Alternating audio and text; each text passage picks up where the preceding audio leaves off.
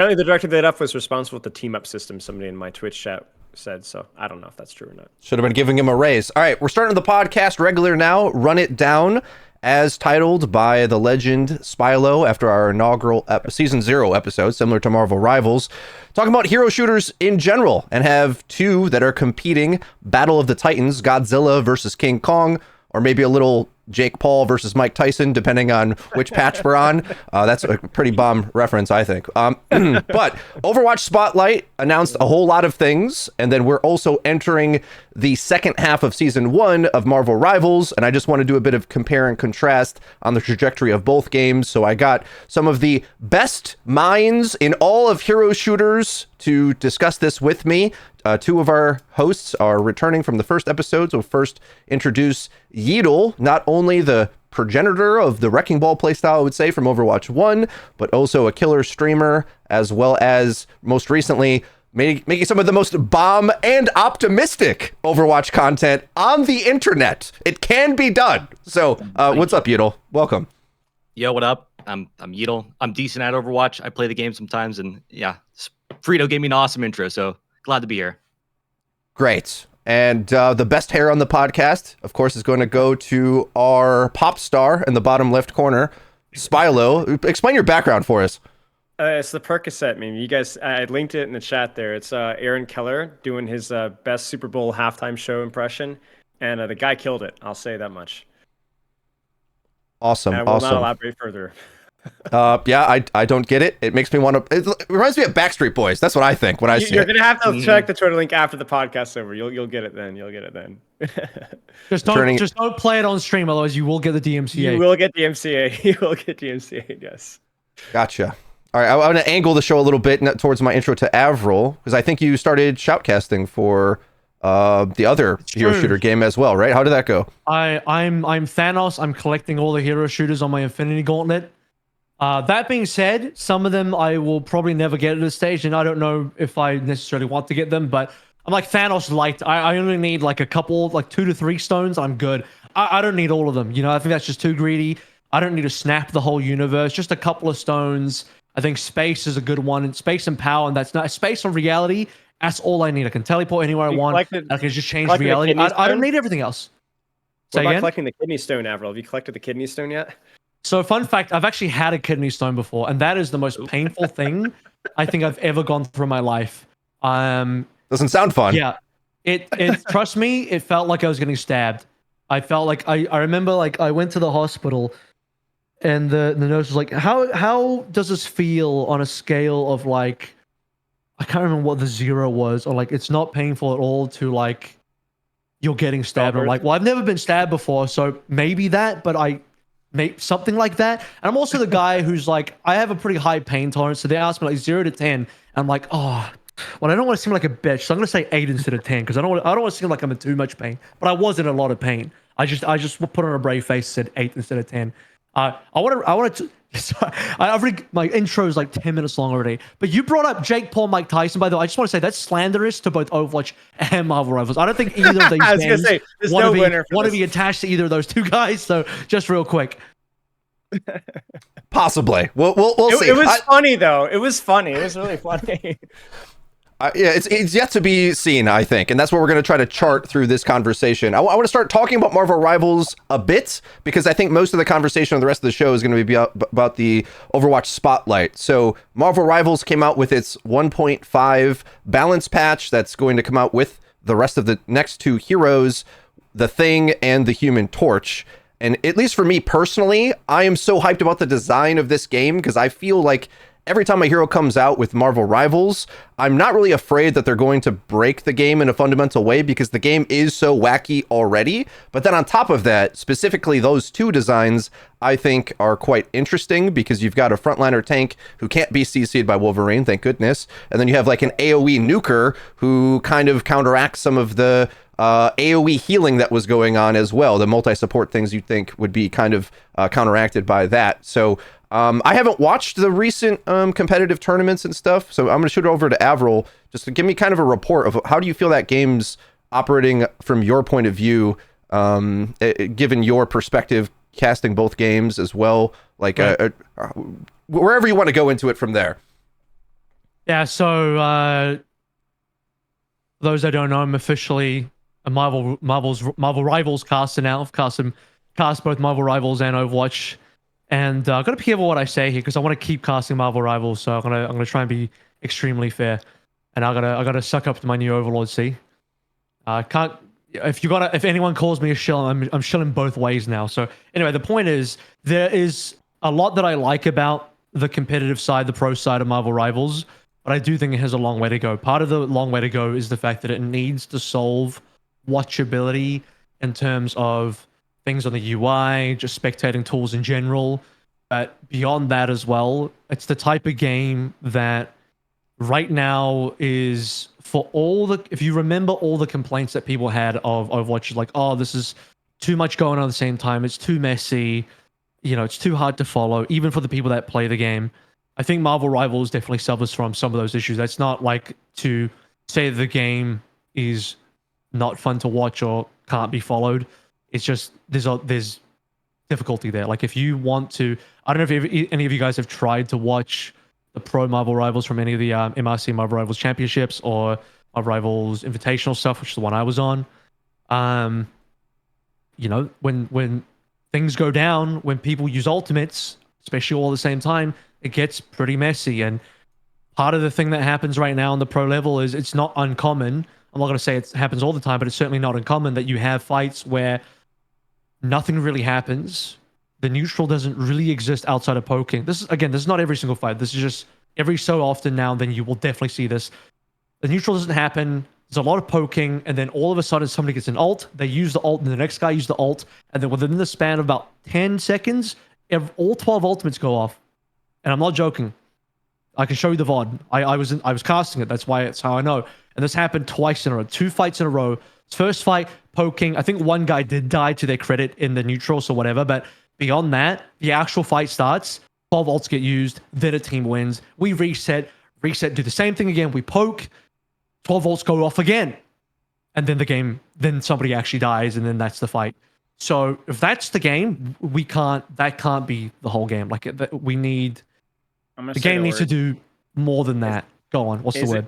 Is it goats-ish? Because I know like coaching goats. It is a lot of. So do you feel like there's neutral advantages? Because one of the nice things about goats that was at least somewhat useful is like looking at Shock and how they positioned their Zaryas and Divas like create neutral pressure was still pretty fun to watch. It was boring compared to anything else, but there was still like neutral value. Do you think there's any sort of like dynamics that you can see through that? Like there's something that you can pull out of the neutral, that's some advantage that you can squeeze out. Well, there's a couple of things here. One is that yes, if you're playing like a Wolverine or a Bucky, I think you can definitely affect the neutral a lot more. Obviously with kidnap/hook abilities, that like really changes the neutral game up.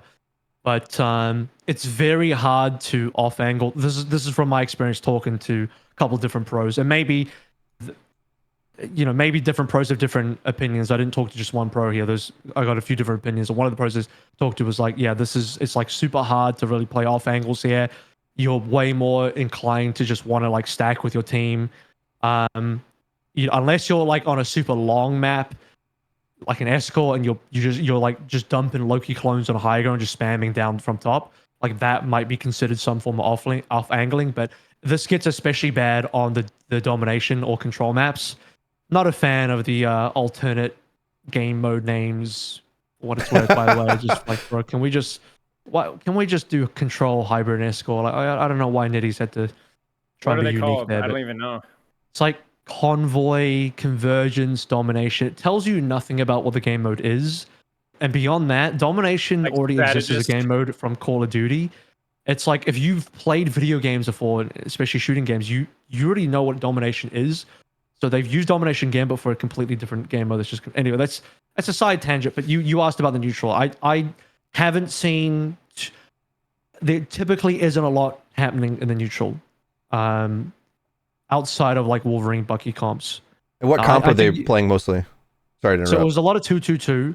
So here's the thing: it's as much as it's goats. It's not goats in the sense that it's 3-3 triple tank, triple support. Everyone thinks like, oh, goats, that means 3 tanks and 3 supports. Like, in some sense, yes. But when I'm talking about goats in this context, it's the goats play style. It's not, oh, they're literally running 3 tanks, 3 supports. It's the play style of, very ult focused, very ult trading, ult efficiency focus, and it's like typically not a lot happens until ults come through, then everyone just spamming ults. Everyone's just dropping ults in there. The support ults are the most egregious, obviously, because you have too many transcendences in the game, and then the Loki also then copies a Luna or a Cloak and Dagger or whatever and drops another transcendence. Like the 90% of the time, they're always copying support. But it's you typically normally see strange. Sometimes you get double shield. We really are just speed running every single Overwatch meta. You do get double shield sometimes within these types of comps as well. So it could be a strange and a Magneto at the same time. You could get Groot in there. Groot is especially popular with like kidnap style comps with like Wolverine and the Bucky. There are some like more poke heavy type of comps with like a Luna and a Namor at the same time, kind of enabling the ice turret. I didn't see any in the games I casted, but I know in NA meta they quite like Moon Knight for poke, but he's quite a greedy character that loses the dive. I am glad there's at least the dive option, but I think the more brawly option with like the super sustain, the super tanky front line seems to be the more popular from what I've seen so far. It seems to be like one of those things where like at the ranked level, and I think this is really what keeps Rivals relevant in a good way, is that you have Spider-Mans, Black Panthers, Psylocke, Star-Lords that can function and do quite well if your supports aren't on their A game. But the second that your supports are like fully keyed in, fully locked in, fully aware, you just don't kill anything. Like it's really hard for you to do anything, and you kind of have to lean more into neutral trade things. So it is it's a bad thing from like a spectating professional level. The good thing is though, it's probably not something that 90% of the player base has to worry about too much. Because you really can just pick Iron Fist and kill people sometimes. You really can just solo kill people sometimes. I don't know if Yeatle of how much support you played or strategist, but I felt like that may have been like the real big problem for me, is just you basically can never spectate a support player in Rivals and expect anything super interesting. Tanks, duelists especially, really fun. Not so much strategists. Yeah, I feel like I'm probably the least experienced here in playing Marvel Rivals. I've got like probably like 20, 30 hours of playing it. And one of the big problems I kept running into is that I feel like support ults just last way too long for no reason. Like it just feels like Overwatch's Transcendence or something ×2. So just like 12 seconds or however long it is of just people staring at each other and clicking and no chance of killing. You're just staring at each other. And then there might be another support ult that's popped right after that. And just like, it feels like, why are we doing this? Why is this happening? And yeah, that's been one of my main frustrations with the game. And as well as Avril said earlier about like off angling on tanks, I feel like it's definitely a lot less of that in this game. And it's more just like front. DPS 2, hard to off angle. Yeah. At the high level anyway. Maybe at like a scrub, like I can jump on a DPS and off angle to my heart's content in a quick play or low level game. But like, because I don't really play rank, but like at a super high level, like I talked to players and they're like, yeah, you just get really punished for trying to off angle because you're far away from your own team. It's hard for you to get killed. It's not like you have global healing passive that you can rely back up or anything like that either. So it's like the game way more rewards you for hard stacking as a 6, like a death ball of 6, while the other team's hard stacking the same death ball of 6. It's more semantics. I think angles are still very useful and still very important, but it's like the depth of the angle. Like you're on like basically on a bungee cord. Like you can only angle like 45 degrees. If you go further than that, depending on the character, you really do have support situations. Like I think playing a lot of Bucky, you shouldn't stack on top of your tank, but you're going to be within like 10 meters of your tank. Like you're going to go just to the side or just to the side there. So I think angling is still good. It's just like you're not going to see flanks like almost ever, and the type of characters that would be taking flanks aren't going to be very good. So I think that my biggest complaint with the support ults in terms of the length, and I don't think people talk about this enough, is that they don't counter DPS ultimates. They counter DPS ultimates and then give your team an extended advantage after the DPS ult has ended. That's the most important problem. They're not just equal to DPS ultimates. They're better than DPS ultimates because of that duration. So you don't just counter, you then go continue to have an advantage for 3, 4, 5, even 6 seconds. And I think that's something that they should be looking at. I mean, ultimates aside, the base healing is also insane. Like I saw a clip, I think yesterday now, where it's a clip of a Psylocke ulting into the 2 supports. I believe the 2 supports were Luna and Invisible Women. And neither of them ulted. Neither of the 2 supports ulted. they just raw dog the entire Psylocke ultimate and healed each other just with their standard healing. And they just use their normal cooldowns and burst healed each other to live through this Psylocke ultimate. No ultimate required. You know, I feel like I've seen 1,000 Twitter clips of that, of like a Genji in either end stage Overwatch 1 or Overwatch 2. And this, I want to kind of turn the conversation ever so slightly now, because Rivals is going on a new trajectory now with this new patch. Luckily, they are nerfing almost all those support ults. In terms of their generation, their value, as Spilo said, is still going to maintain that same power level. So we'll see how that goes over time. Does that mean if your offensive ults can out-tempo them, will then you be able to snowball a bit? And then, of course, I think it's nice to hear that the pros aren't running triple support. That's good to hear.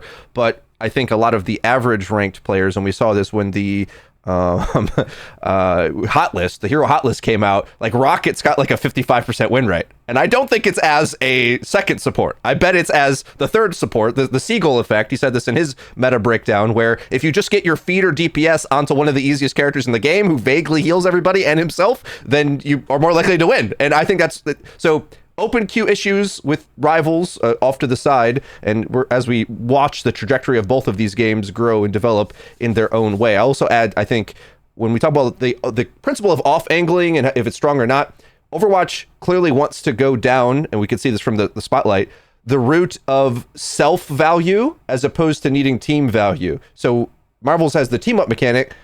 Overwatch is getting perks and other ways to enhance yourself. So, and it's a first-person shooter as well. So to some degree, depending on which characters win in that big exchange, be it Pharah, Widowmaker, whoever, they want you to be able to get value on that off angle. Whereas in Marvel Rivals, if as soon as the sniper's too good, they're like, get him out here. It's okay if Black Widow has a 40% win rate. Fun fact, I was watching like the streamer stack play against the devs. The devs are freaking insane in Marvel Rivals. I don't know if you guys know this, but like there was like a Black Widow dev like sniping the Human Torch out of the sky. It's crazy. Anyway, one of the worst heroes in the game, and the devs are like poning streamers, which interesting thought.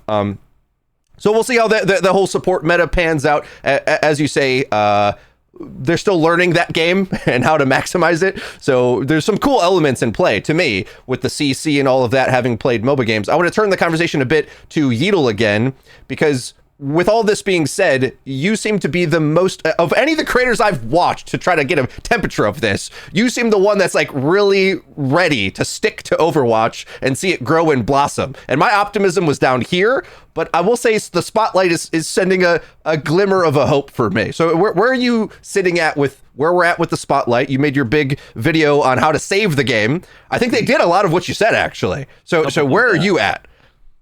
Yeah, I think a part of it is I'm a bit easier to please than most people in terms of like, if I see things improving, I like that. I kind of like the game more or less as it is. Not to say I want to stay as it is. I definitely want to see these improvements and, all that. And Marvel Rivals just never hit that itch for me. So it's a bit easier for me to be on the optimistic side of Overwatch. I think with the spotlight, again, there's a lot of great news. Like, finally, I know that you love hero bands. I love hero bands, and I'm glad that they're on the route of making that happen. I think hero pools is great too, and I think just features like this that make like the players have more control is great. And I think they should have done it way sooner. That's the main thing. But I'm excited because I feel like they're doing a lot more things that are kind of like listening to the player base's like complaints or things that they've been asking for. And again, a lot of people say like, it's taken them forever to do it, and it has. But I'm happy it's happening, better than it's not happening, and then we're all just sad about it or just angry or whatever. It's happening. So yeah, overall, I'm a bit happier with the direction that Overwatch is going, and I hope they continue to do more of this stuff, because when Marvel Rivals happened and it was popping off and Overwatch was down in the gutters, it was looking kind of bad. I think most of us are like, is it over for Overwatch? Is that it? Are they cooked? Are they going to clap back? Or are they just going to slowly die out from here? But it's good to see the spotlight came through, because that shows that they got something in them. They're still fighting. So for how long that is, we don't know. But I mean, with what's coming, it looks like they're in it to fight it. So hell yeah.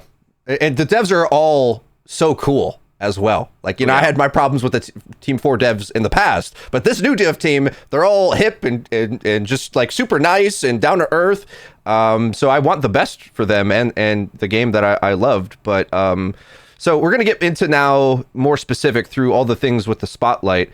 I think it's pretty clear that these are things that they've been thinking about for quite a long time. It's not even fair at all to say it's a direct response to Rivals, because I don't think anybody thought Rivals like has no right to be as good as it is. It's made by NetEase, okay? The Diablo Immortal devs. So it's not like we're going to think it was going to be the top hero shooter by any means. But when you start to see the complexity they're looking to add to the game, it's clear that they're trying to compete up against like this genre in general as it grows, because we didn't know Concord was going to fail on its face necessarily, or Deadlock, where that's going to go when that finally releases. So they've got to level up in general for the entire ecosystem of gaming to compete. And the first way that they're doing that immediately, it's already in the game now, and I did reinstall to test this so I could have a more advanced opinion about it, is the perk system. Each hero gets 2 perks that you level up through the game. Kind of a mixed bag in terms of whether it's more fun, more powerful, more competitive, less competitive. I've got a lot of opinions about it myself, but who wants to pick up talking about perks? Anyone have really strong opinions about the perk system? Go, Yito. Go for it. I'll say that I feel like how people view perks becomes a lot better when you think of perks kind of like ultimates, because ultimates obviously create an unbalanced version of the game where some ultimates are just way better than others, and sometimes they just completely dominate a fight. But I think perks are that on a smaller scale, to where it makes the game more fun. It could also make it more unbalanced, but overall, I think the fun outweighs the unbalance. They just gotta, fix some perks, because some perks are lame as hell, but there's some really good ones. So that's my take on perks. I think you actually mentioned this a little earlier, Frito, but the kind of parallel between perks and team ups is really interesting to me, because I kind of view perks as kind of somewhat synonymous to team ups in a way. But the big difference here is not only from what you mentioned, but you don't need teammates to enable you to have these abilities available. So you're not requiring anyone in your team to specifically choose any particular hero in your team to give you a team up. You just it's your own thing. You choose perks, you level up, and you go through and choose whatever perks you feel like you need to in that particular game. And so it's a kind of a way to add variety to the game. And I think that's what was missing for a lot of people, because Overwatch is a pretty old game now. It's a very old game, actually. And for a lot of people that have played this game for many years, which I think is the majority of the Overwatch player base, I think anyone that's still playing Overwatch right now has to have played the game for several years. I doubt very much that there's like a huge ton of like extremely new people. I would like to imagine the majority of people playing are still are like really veteran now, which means if you're a veteran of the game, you know the game quite well, which means the game is probably stale to some degree, because you're just getting the same experience over and over and over and over and over, especially if you're playing the same heroes a lot. And a lot of people only play a couple of different heroes. There's a lot of one tricks in this game, for better or worse. They only play a couple of heroes. And if you're only playing a small number of heroes, you're not getting that much variety, because your hero just does this same thing over and over every single game. It's not like when you play League of Legends or Dota, you have different item builds, different random things and different matchups in the game can really change things up as well. And in the case of Dota, they also have perks. And so this is one of those things where, Team 4 Blizzard kind of borrows the concept from Dota. I think Apex Legends even has perks as well. And this is one way to just refresh the game a little bit. And the other thing that's really good about it is they've already said they're going to change the perks and update them, rebalance them, or just swap them in and out. I can't remember if it was every season, every couple of seasons, but they did say they were going to change them over time, which means you're going to get a fresh experience every season or every other season, where you're not just going to get used to your perks and be like, okay, this is my character now, and I'm bored again. Spilo, perks, how you feel? I spent a lot of time the last few days, I mean, even going back to Spotlight, like thinking about how I felt, because I think a lot of people expected me to be like the Overwatch purist and crap down on it. And I think this is where, for me, Rivals has pushed the development personally for me. Like, I'm more open to seeing different ideas being tested, because I can be like, actually, maybe it is nice to have something fresh and something new. And maybe there is competitive integrity that can be found in the perk system, and depending, again, on the execution. And I think that's really kind of where I stand, is like, it's really going to be on the execution of it. Not even right now, but the next like 4 or 5 months. Like which perks are going to get the axe? Like Keatle said, they're just cheeks, or they're unbelievably overpowered, or there isn't really a lot of choice, or it's free value. It's like some of the worst and best aspects of team ups from Rivals. I feel the same way about perks. Like a lot of team ups just give you whatever healing or whatever this. It's just free value and it's dumb and you always choose this. I don't like those perks. I don't like those team ups. And I think there's a lot of Overwatch perks. Like I was around there with my notebook, like the total cringe nerd, and like, well, I don't like this perk and I don't like this, and I think they should do this. And I think there's a ton of potential. The system has a ton of potential. I already gave them the ramrod like 2 hours of feedback. They sat there with all my ideas and things I didn't like. I just want perks to be something that are situational, whether you choose this one or whether you choose that one, and it requires active participation to actually get value out of the perk, not just from like a balance or competitive integrity standpoint. That's great and all, but just because it's more fun. You know, it's fun to throw your turn on a wall because you wanted to do it. It's fun to deliberately save my bubbles as Zarya to bubble a teammate so that they can move a little bit faster. You know, it's fun to have Sombra hack a teammate instead of hack an enemy because it changes exactly how you play around the game. It's like, it just feels way more engaging and way more, there's a lot more variety of gameplay expression when you have perks like that. And I think they did a really good job with, I'll go as far to say, up to 60, 70% of them were decent. Maybe not perfectly balanced, but like were decent concepts. So it's those ugly third, you know, there's 168 of them. It's a lot, but if they develop those, if they replace those, not just for freshness of gameplay, but just to get rid of the crappy ones, then I'm happy. But in the meantime, I am having fun. I'm coaching people now and I'm like, man, what perk would make the most sense right now? And I actually have to kind of think about the game at another level. And that's kind of a new experience for me. I agree that the variety is like super important, because if it's just like I gotta pick this one perk every time because it's the best perk, it's lame. The Brig perk, it's just terrible. The burst steal and armor pack, it's like there's no situation where you're gonna choose the wall damage. Like almost no situation, and it's just like I think those are the that's where perks are at their worst. But the Sigma perks, for example, the float one versus you float the tank, it's like that's really situational. You got to really think about which one makes sense, and that's where perks are at their best. Yeah, I wish there was more about fun factor, step one, and then maybe reducing pain, step two, and almost never more stats. So the problem I have with the perk system is far too many of them feel to me as just a deliberate power creep buff to the game. Remember what the definition of what power creep is, okay? It's when they add new elements to the game, be it new heroes, new whatever. In order to make those elements interesting, they have to make it more competitive or compelling in some way, therefore raising gradually over time the strength of everything. And especially as I took a vacation from Overwatch, I said I won't play ranked until they add hero bans, and well, then the next day they announced that they're adding them. Great, I guess I'll play competitive when that happens. But playing Marvel Rivals, to me, the balancing is an issue on the whole game. The whole game philosophy I take issue with, because a thing that I like about Rivals is that there's a lot of supporting cast going on. Not every single individual is always a playmaker or always maximally effective with maximum uptime, maximum counterpick potential. Whereas when I come back to Overwatch, I start to realize things that I hate. That, like, not many people complain about the next heroes I'm going to say, because top players, they're like, I want to ban Widowmaker, or Tracer's oppressive, or whatever.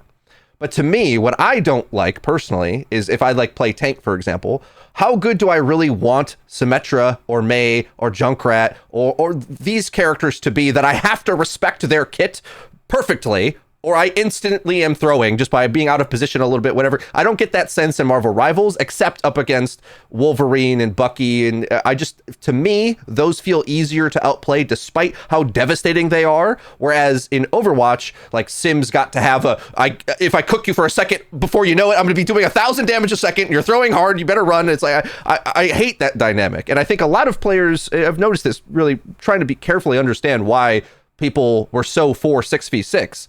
They think that would end if they just went to 6v6. But I think the reality was they were doing that in Overwatch 1, where everything has to be kitted up. So, like, an example for me is Torbjorn gets 6 ammo back on Overload, which already to me could have been a perk. But now he gets an extra perk on top of that where he gets a full reload. And I got the same problem with like Queen does the same thing. And the uptime of some of this is so like, how much dopamine can I get at one time? Okay, like shoot, pull the guy. You already got like 6 buttons on some of these Overwatch 2 characters. So where I felt it was best is on characters that I like, that have complicated kits, and now there's extra layers of complexity, but I still think it's too much. Like to me, maybe it's an old man brain or whatever. I think it's over the top. And then I will whine about balance to this degree because I don't like making simple decisions. I think there's almost 0 times that it's objectively ever better to have a flanking turret versus a level 3 turret, because the new angle of where you put it, to me, that doesn't matter. Having more stats is almost always better. That example maybe is a little weaker than the Brig example, where Brig, you give her something cool, where a skill shot now does more damage when it hits a wall. So it's conditional versus more stats. Like I hate the more stats. There's so much more of this that's more stats. The more I played it over the last couple days, I realized some of them I like better than I thought I would. So one example is Farah has an option between shield health or moving with barrage. And the reason why I like this as an example is because what I like is certain ones that matter to playing with randoms. Okay, almost always moving with barrage is the stronger option. However, if I play quick play, which players do, we have to remember, okay, there's a whole player base that plays all these different modes, in the perk system's going in everything. It's not just the competitive system. And I had Mercy, Lucio as my supports, right? So I decided, well, maybe I'll try the shields one this time. And I was a little surprised that, okay, it's basically just your self regen is a little faster now. Not that exciting, but the playability, like the pain points of me playing one of my favorite characters went down. On the other end of the spectrum, it's also good on flanks too. Like even if you have good healers, but if you're like very flank map heavy, it's a pretty good choice. But yeah. Yes, it will put your uptime pressure higher. Then maybe you're even gaining ult higher. So the stats of it I understand, but the flavor of it is still kind of meh to me. And where I don't like it most is where I feel like they're just using the hotfix system that they invented to update the game, and they're using the hotfix system as content like they have for the last several years, which I haven't liked. I don't want them to increase soldiers' range by 5 meters, then bring it back 5 meters, and then Widowmaker's health is 225, and then it's 175, and it's like they're just playing all the breakpoints back, forth, dog chasing tail, chasing car. It's like now I feel at least that's on a perk system, so they can change it, and you're at least making choices.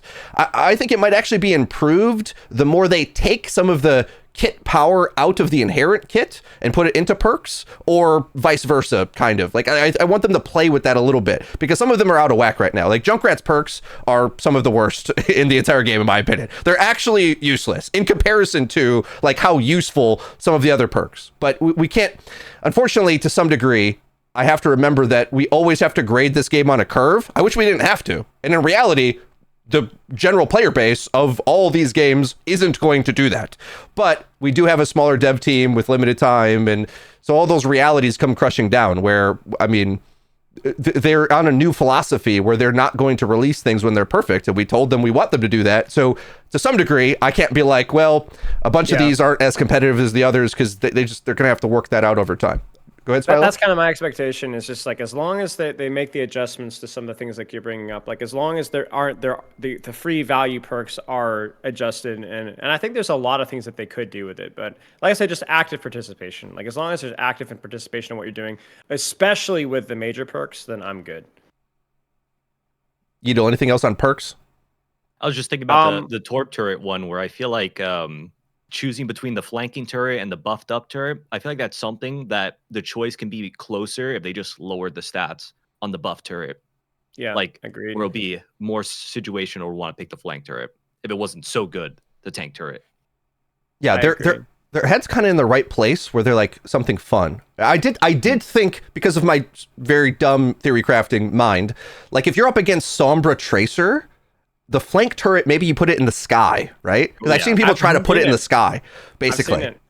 It's really annoying. I played a game actually recently in Blizzard World, and they put the flank turret up on the wall in second point, and it was like just outside of fall off range, and you had to put yourself in a really awkward position to go for it. It was really clever. It was really, really irritating. Or even like Yes. most tanks, like you just don't have the range damage to actually shoot it if Yeah. it's high up.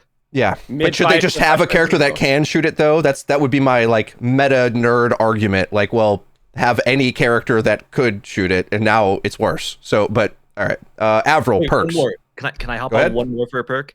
The Winston Tesla cannon on what is it? On deployables is so Deployables. bad. I hope they change that one day. Ooh, fun fact. That's another one that surprised me. So, the enemy Winston's bubble counts as a deployable. All So shields. you're- all Wait, shields, does I think. it? I think all shields count. Do they? Oh, I didn't know That would make sense. So Because of- you have a bit of a bubble advantage brawling out the now, and I don't know how I feel about this though, because that just means when you face trade, you win more space. This is kind of it's kind of interesting, but also kind of I don't know what to do with it. You know, I'm not sure what I think. Yeah. Yeah. I mean, I still think it's a little weak, the damage boost, but yeah, you do more damage to all deployables. I'm pretty sure that includes Ryan Shield, Orisa Shield, Mines, everything. Sigma Shield. I'm pretty Yeah, I sure. didn't know that. So we might have to fact check me, but that's what I believe. General thoughts about perks, Avril? And I just thought of a question that maybe can help this conversation as well. I mean, general thoughts would be I'm glad they went in this direction. They're taking risks. It's what the game needs. Yeah, there's a lot of perks that are definitely memes. I mean, one of the meme perks that never even got brought up is Sojin plus 15 ammo. I'm like, yay, great. No one's taking that. And I say that as a Sojin player, like my favorite hero in the game. It's like, why is that there? Why is that one of the perks?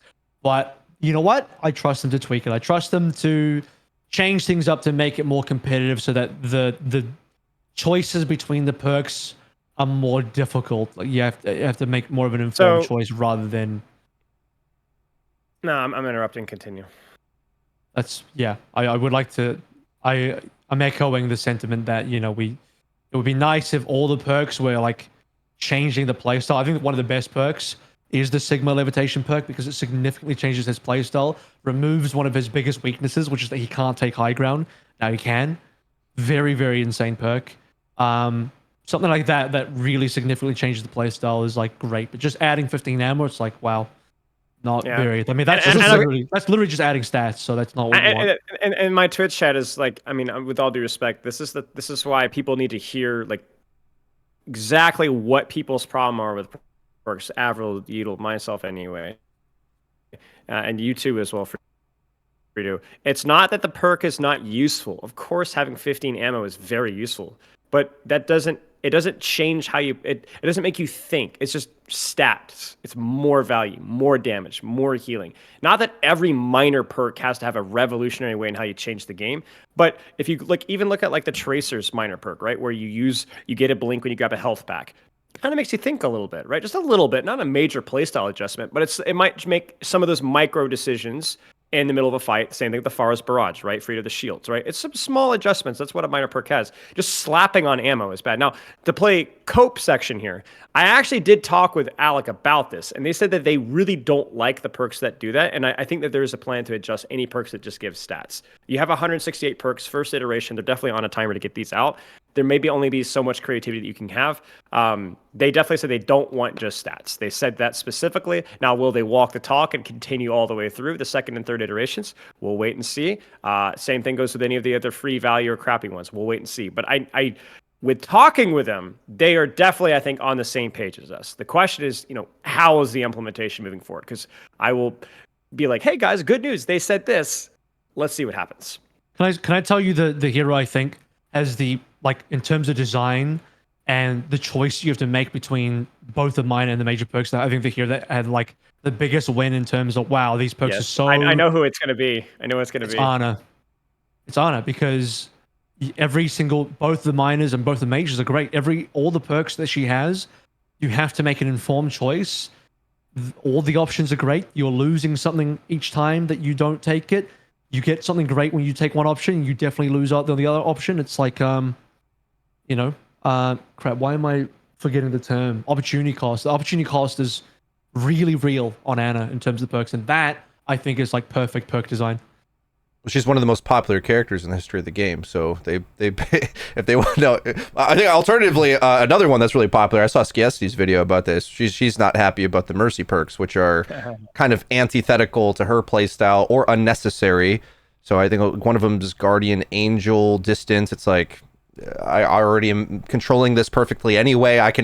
You gave her the opportunity to super jump anyway, so it's like she's free flying always. So it's just more range on that's not helping, I guess. And then to the degree 2 beams is even good, I don't know if I want that in the game. So there's some cases where I'm like, all right, when things make a big play, a big explosion. Okay, so Ana, I believe, has like a multi-nade, right? Am I right on that? Okay, because I didn't play Ana. I played Queen, and I had an Ana teammate. We were against the Kiri, so all of a sudden now we have like multi antis, you know, and the enemy team was kind of exploding. That was great to me. That to me, all of a sudden now the game has impact again. That's what I care about most. I want to see things explode. I executed a play and the thing explodes. Rivals, for all its faults with like sustain and whatnot, the big plays are really big, and then there's like a lot of ways to sustain the fight. So it's in a odd balance in that regard. Whereas I think, can I go for an unhinged rant when you're done? I'm sorry. I just had a thought. I'm sorry. Continue. A problem that I have playing Overwatch, and I think a lot of players have this, is it's so confrontational to like just little chip engagements. Like I get a pick that now they have to reset. So there's never really these big wipes. Whereas now we've got that power to do it. I feel like, okay, so this is, have you ever seen The Incredibles? It's a great movie. Yeah. There's this moment where like the little kid's running on the track, right? And then he starts like dominating everybody, and the dad's like, whoa, slow down, we can't let everyone know you're a hero. This is how I feel with the perks, okay? I'm like, all right, big plays, big play, whoa, not that much, chill. Let's not like overly dumb the game down and make it too silly. So I want to give useful feedback to this regard, but like some of it worries me, some of it, I don't know. Go ahead, Spilo. All right, so I'm gonna cook just a little bit off topic, but you reminded me. So here are my thoughts. So we've been beating Marvel Rivals over the head with its sustained design and everything like that. But actually, I'm gonna advocate for a little bit. Here's a thought. Okay, so I used to be in the competitive. This is funny. Lord of the Rings online scene, the MMO. Okay. Now I don't know. I've not played other MMOs. Avril's laughing at me, but it is funny. You're right. It is funny. Shut up. Okay, it was 6v6 coincidentally. All right. And I don't know about other MMOs, but Lord of the Rings Online, easy sustain was really, really strong. Really strong.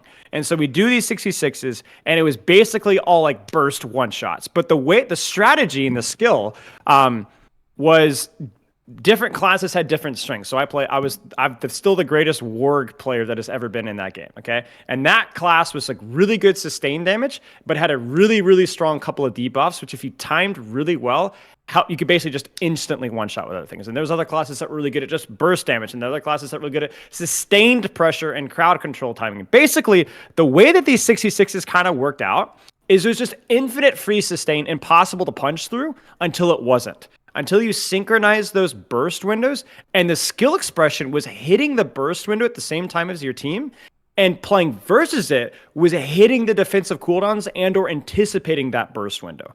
So I look at Rivals and I'm like, oh, I get a lot of people in my chat like, Rivals is such a low skill ceiling. Rivals is really brain dead.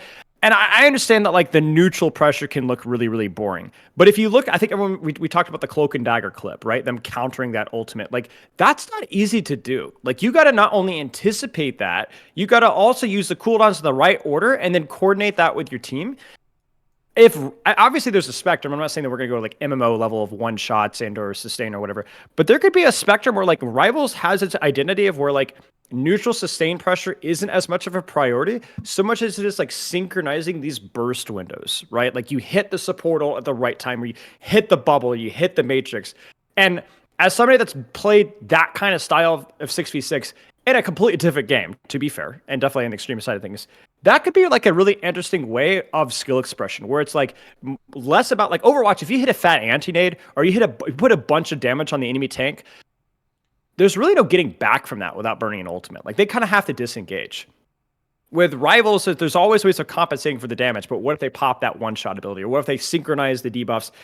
They don't really have a lot of debuffs. I know Cloak and Dagger's like little frontline wave, which actually just got recently buffed, is a pretty big debuff. But I feel like there's like maybe if they lean into some design like that with some characters where like everything has infinite sustain, everything has ridiculously high damage, but some of our more utility based characters, maybe our mobility based characters, they have ways that they can kind of synergize and synchronize pressure. It's not boring. It's really fun to do that. It's just different, you know? It's a different, it's kind of like when you compare like CS:GO to Overwatch. I'm sure CS:GO players are like, dude, nothing freaking dies in Overwatch. And now we're the CS players looking at Marvel Rivals and going, nothing freaking dies in Rivals. But it's just a different way of playing the game. The skill ceiling is still there. It's just the sustained pressure doesn't matter quite as much. I feel like we've been here in Overwatch though. We've been in a position where you go back to Overwatch 1, there was a lot more healing. Zen used to do more healing. Mercy had more healing as well. There was no DPS passive. We've been in a phase, maybe not as extreme as Marvel Rivals, but it's been in a phase of sustain. No, I'm not just talking like GOAT's AoE. I'm even talking like single target sustain, where it felt like you needed burst to take anyone down. And so you have this opposite situation where it's like, okay, now there's this arms race, this evolutioning arms race. It's like, well, there's a lot of sustain, so now we need more burst. Or people don't like playing against burst, so now we need more healing. Oh shit! Now you need more burst to take down the healing. It's just like, okay, where does this end? Like, the so problem now is burst versus healing. The problem is this: your burst is associated with two things. It's associated with one shots and associated with Moon Knight's ultimate. It's associated with pressing Q or clicking people in the head. But in the MMO world, again, I know I'm talking way out of the box here. It was coordination of debuffs. There's timing windows that you had to synchronize for it to work, and that I would feel like I don't know if that would even work in a game like this. But it requires too much in a hero shooter. It requires too much coordination, too much right. But too much expectation for solo queue people to like do that. Yes, you know. But keep in mind that we're talking about the pro scene right now. We just described how in lower mid ranks, dive characters can still work because supports aren't that good. You know what I'm saying? So we're talking about the pro scene. You can't punch through the sustain with Black Panther. You can't take an angle and pressure people out anymore. Okay, so then those are the pros are going to be the ones that are actually exploiting that stuff. All right, I want to do one more round on perks, and here I'm going to frame the question. Sorry for this segue. I apologize. Comparing to all these games, I think is highly relevant because to me, when people talk about Rivals compared to Overwatch, I usually try to say I actually think it takes some MMO influences more so sometimes than directly Overwatch. Like the bones are Overwatch, yes, but the way everything's interacting and how many buttons are in play and like the speed of it looks like an MMO to me. So I think it's a very apt comparison. And of course, much of what Blizzard does in general is inspired from their flagship IP, World of Warcraft. So one more round on perks now. What I want to go through, everybody, try to think of your like favorite perks that you think is like emblematic of what the system should be, and then maybe some bugbear ones that you really don't like either on the character or for the game, let's say in general. I can go first, but otherwise I'm going to shoot it over to Yeatle. Do you have ones that have not been, thoroughly mentioned so far?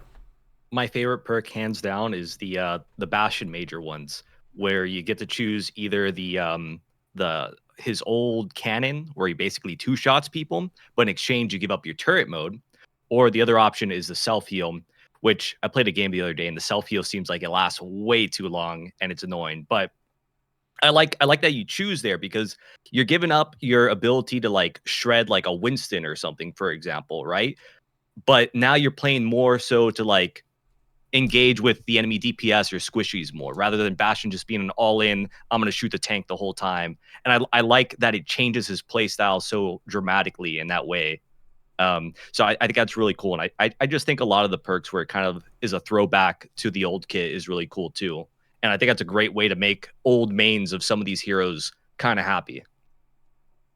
Okay, and then one that you don't like that you think they should maybe change or is bad for the game. I don't like the Ana one. I know some of you guys did like the Ana one. I don't like the one where she nanos somebody and nanos herself. I'm on the side of she should only be able to nano herself, because then it's a choice of like, okay, I'm gonna go for these aggressive, maybe flank self nano plays or something of that sort, versus what it is now where you just full on nano someone else. Oh, and I'm buffed up too. And just one more thing on Ana. I know, Avril, you loved Ana's perks, but I kind of know the headshots. I don't like that Ana and Juno both have a perk that allow them to headshot instead of just being a body shot hero. Because I gravitate more towards these heroes because I like body shotting. I think that's cool. But I don't ever want to be in a world where it's like You pick the it's other perk then. optimal.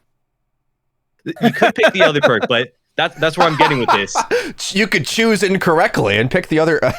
That's where I'm getting with this. I don't want it to be a world where it's more optimal to go for the headshot one. It's like, well, I'm not really a headshot guy, so fuck. I guess I'm gonna pick the suboptimal perk here. I want That's to my focus in on that a little bit. What do we think about power creep in the game specifically? Because what you're saying is now these characters have power to like they did the whole season 9 thing. Okay, the game's gonna be more brawly. Okay, you'll die less fast. Well, now supports that never could headshot can headshot. So, which one is it, Blizzard? Like I get confused being tugged around like this all the time personally, and I think limits on power in general. And I'm sure if Sam was here to some degree, we would align on this because we had ever since Overwatch 1 days. That's where I get kind of worried about it because I'm not necessarily sure it's more fun to just increase the power of everyone individually because the result of you just giga buff power creep Godzilla versus power creep King Kong, you're either on the same level anyway. And maybe I'm crazy, but when they came up with like Overwatch Classic way back in the day, or what, months ago or whatever it was, I kind of thought it was refreshing. I'm like, oh my God, like people have one movement cooldown. Oh my goodness. Like I know where things are. And we talk about like the legibility of the game as well as the chaos going on. They put it to 5v5 with the intention to make it easier to understand, but then you overkitted everything as if we're playing 6v6 anyway. To me, like I think 6v6 in Overwatch 1 for the most part was easier to follow because the characters were a little bit less until they started adding, you know, like AoE healing and multi-shields and all that later on. But so that's okay. Power creep. I'm nervous about it personally. Is your issues with the Ana perks based on like the power creep of it or limits on power? Like where do you feel about that? You know, with the Ana one, it just personal preference of how I choose to pick that hero, right? If I was going to play a more headshot heavy hero, I would play like Widowmaker or something. I like Ana because she body shots. I like Juno because she body shots. So it's more of just like, this is what I know the hero as, and I want to keep it as that kind of thing. But as a whole with power creep, I think that it's shown to kind of be a good thing because I think Marvel Rivals is an example of like what Overwatch could be cranked up to like 10 in the sense of power creep of a lot of win buttons in a way. I don't think Overwatch should ever get to that point, but I think with how successful and popular it's been among like the more general gamer, it's a sign that maybe Overwatch could take some notes and lean more towards that side, which is kind of what they're doing with perks, whether or not that has anything to do with Marvel Rivals. And I think another point of reference with the whole power creep thing is Overwatch Classic, like you mentioned. It is just preference and flavor. Like some people might like that slower version of the game with less like cooldowns and it's more just simple in a way. But a lot of people also played Overwatch Classic and they're like, damn, now I know why we don't have Overwatch Classic anymore. Now I know we're not playing I can tell you as well, the word on the street is that the play numbers for Overwatch Classic tanked after the first day or two. And 6v6, as poorly implemented, I think some of the balance patching was, and it was pretty consistently well played, like for a long period of time. I will say though, I did like the Moth meta one more than I thought I would. Like compared to from the classic to then Moth meta, I actually enjoyed Moth meta a lot. It was really fun to play. I didn't enjoy it back in the day as much, but going back to it was like, oh, this is kind of cool. This is a cool version of Overwatch. I don't mind this at all. So. All right, then back challenging thing. I'm sorry. Get yours in, and then. Oh, okay. I was gonna say, I think that the tricky thing is just like you were saying, you know, it's like I agree with you on the Ana headshot thing, but then like the challenge is then okay, but you were the one that said that you liked Bastion because of the playstyle adjustments, right? You know, so it's that balance, right? Like how far from the hero fantasy of Ana do you want to depart? How much variety do you want to depart? Because I wouldn't say Bastion changes what you feel like the hero should do. It's just kind of staying within its hero limitations, but just different, slightly different. And maybe the Ana headshot just goes a little bit too far out. Here, a question for you, Frida. Okay, so you talk about power creep, you talk about kit complexity. I agree with you. 6v6 was like objectively the higher skill ceiling as a team. Coaching 6v6 is a lot more complicated. Not a lot more complicated, but like there's another player, right? Especially the off tank, the guy that has to synergize with his tank. But rival, it's like individual complexity versus team complexity. I think it's kind of what you're talking about, where you have these kits where there are more choices, more things, and there's just a lot more to do, right? Versus 66 that has simpler kits that for individuals, but because there's so much synergy between the kits, whether it's Diva, Ryan, Winston, so on, there's like a lot of skill expression. I don't know if I'm putting words in your mouth, but that would be kind of my interpretation of your statement. Yeah, and the problem is with this, there's 10 different versions of Overwatch 1. So there's no way to really discuss this meaningfully because there's the slow version, and then I'm willing to admit, but even the slow version, there's a lot of complexity, like team wise. It's just a different tempo, right? And we as a player base felt different about it at the time as well, right? So it seemed like a big jump in complexity from Team Fortress 2. But we go back to play Classic now, and you're like, most people think it's a snooze fest. Right. In my defense, I like a lot of these versions. Okay, so I like Marvels, I like 1.0. There's a good number of these hero shooter like versions that I can point to and be like, I like that. I think perks make a lot more sense once we add bans, because the beauty of them having inherent imbalances is like we can look at the hero roster and be like, well, to some degree, I think. They killed my boy Junk. I think there's like actually no point to pick Junk because his perks are so bad in comparison to the other DPS that are kind of similar but have just way better perks. So because of that, his tier list, as opposed to maybe pre-perk 5v5, a lot of these characters are pretty close in terms of their balance output, which some people find either boring or oppressive or counter-picky. In a big counterpick circle. Now with the perks, they add texture between the characters, which I think is inherently a good thing, but then I get nervous about it in some instances because do I really need certain characters to now have just a higher time to kill or higher stats, higher this, higher that? Like, that's not what excites me about it. It's more about how are we making those plays? But we, to some degree, even to the Ana and Juno headshotting, we've already got supports that are DPS. Man. I mean, like a third of them are DPS anyway. So it's like now you have another option. You're only picking 2 supports anyway. If it's Juno headshotting you or Ana headshotting you or Bap or Kiri, it's this is just kind of what supports are in this game, for better and worse. So I a classic ENTP point here, just arguing against myself. I don't really know what I want at this point. There's a nuance. There's a nuance. There's good and bad. Like you talk about like individual kit complexity, and then you're a big Rivals fan, which is I'm convinced.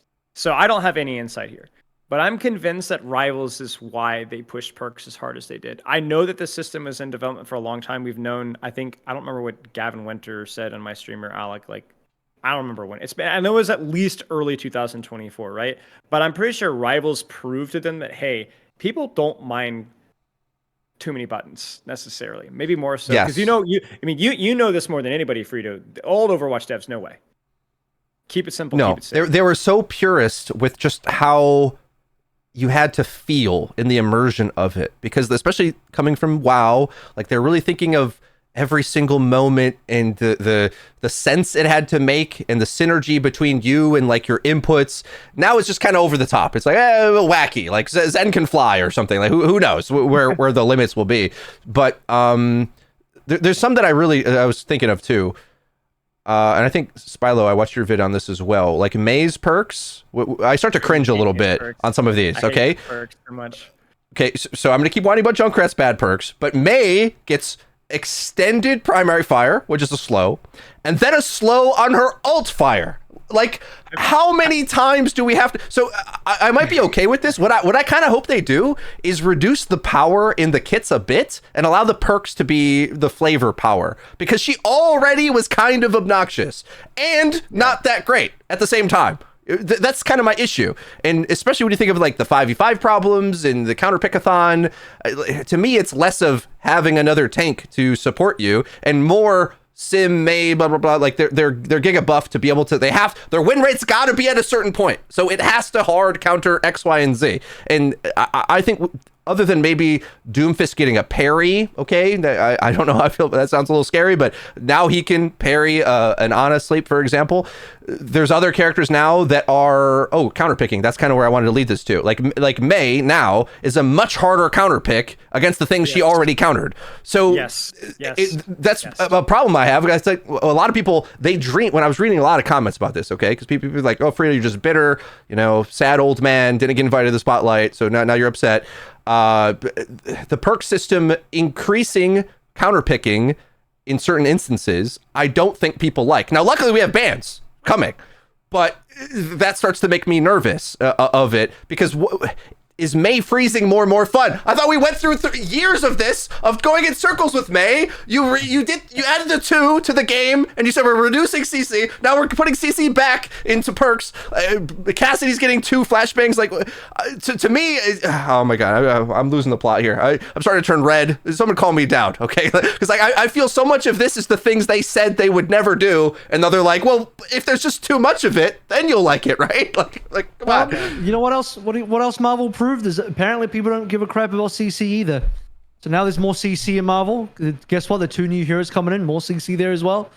So people don't mind more buttons. People don't mind more CC. People don't mind power creep. It's actually, by the way, the perks in Overwatch isn't even more buttons. I'll just quickly say as well. Unless we're talking about like one of my, to answer Frida's question for 30 minutes ago, is one of the other perks I think was super cool that I didn't talk about is actually Reaper's new right click for the long range damage, except for the fact that you can also use it at melee range for burst damage.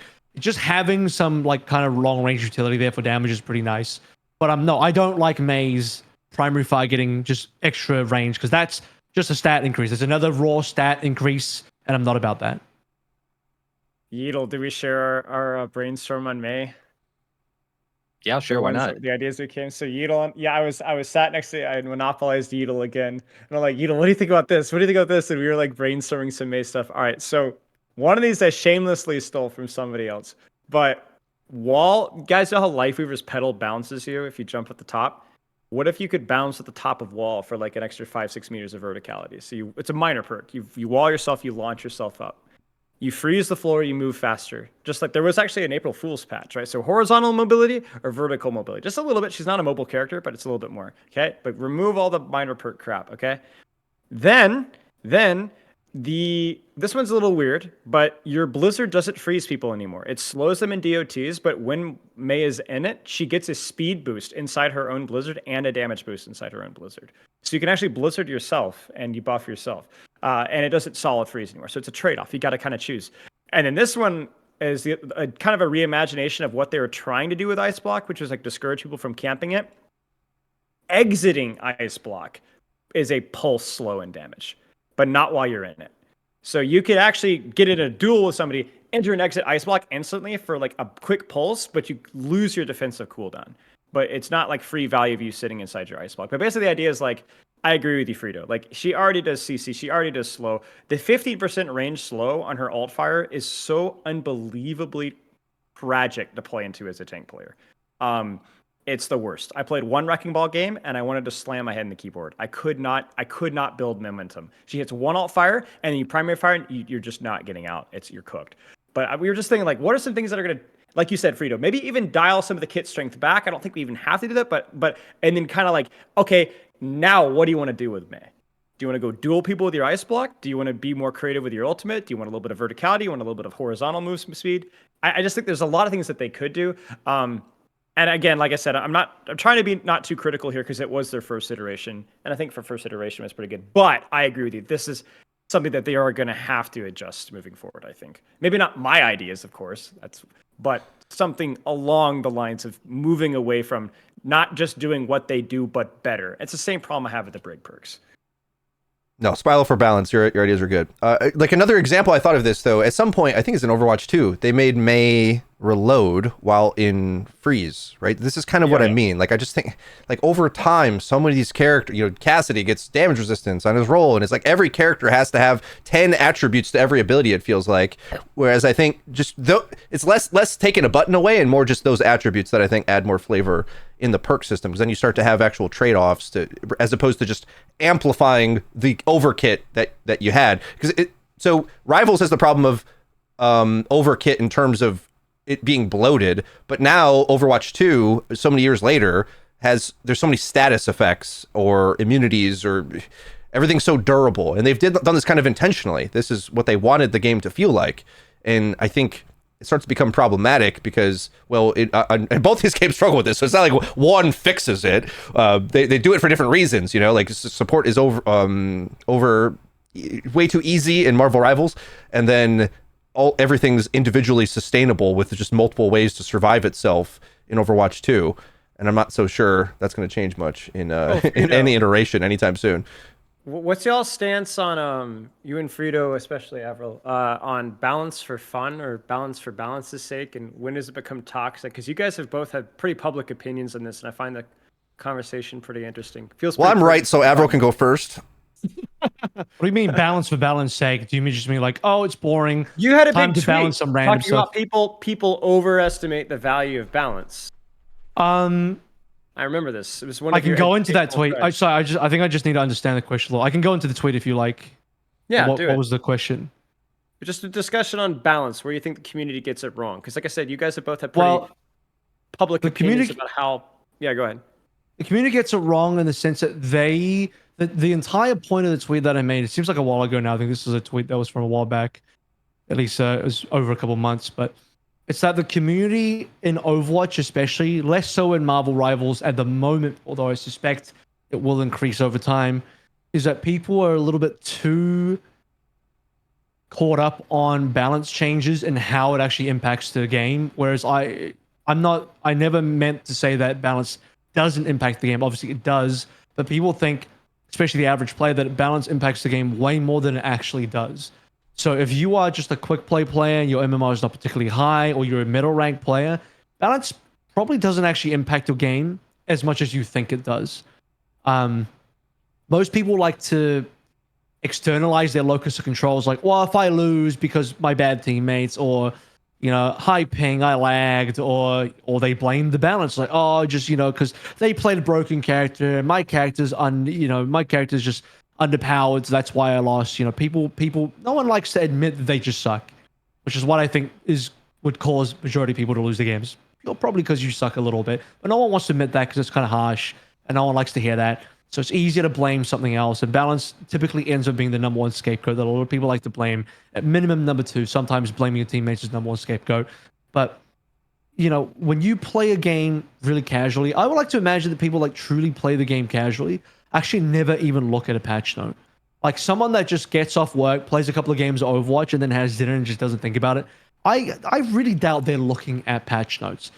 And that's the way to play the game, where that guy is probably losing as many games as the same dude who's complaining about balance. He's probably winning roughly around a similar amount of games, because if the matchmaking works the way it should and you're being placed into fair games, you're just winning and losing as you should based on your skill level. And he doesn't have that dude has no clue what's in the balance notes. He's just playing the game, and if he loses, he loses. If he wins, he wins. And he's just not blaming balance. I feel like too many people over the lifetime of Overwatch blamed balance so heavily that we got to a stage where people got so obsessed with balance that balance was literally one of the reasons why people started leaving. And I'm not saying we didn't have periods of time where the game got really solved and the meta got really stale.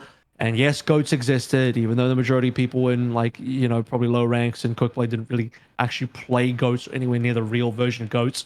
I'm not saying that Release Brig was actually well designed, or she definitely was overpowered. So I'm not saying balance, balance is never a thing that should ever be considered in terms of how important it is.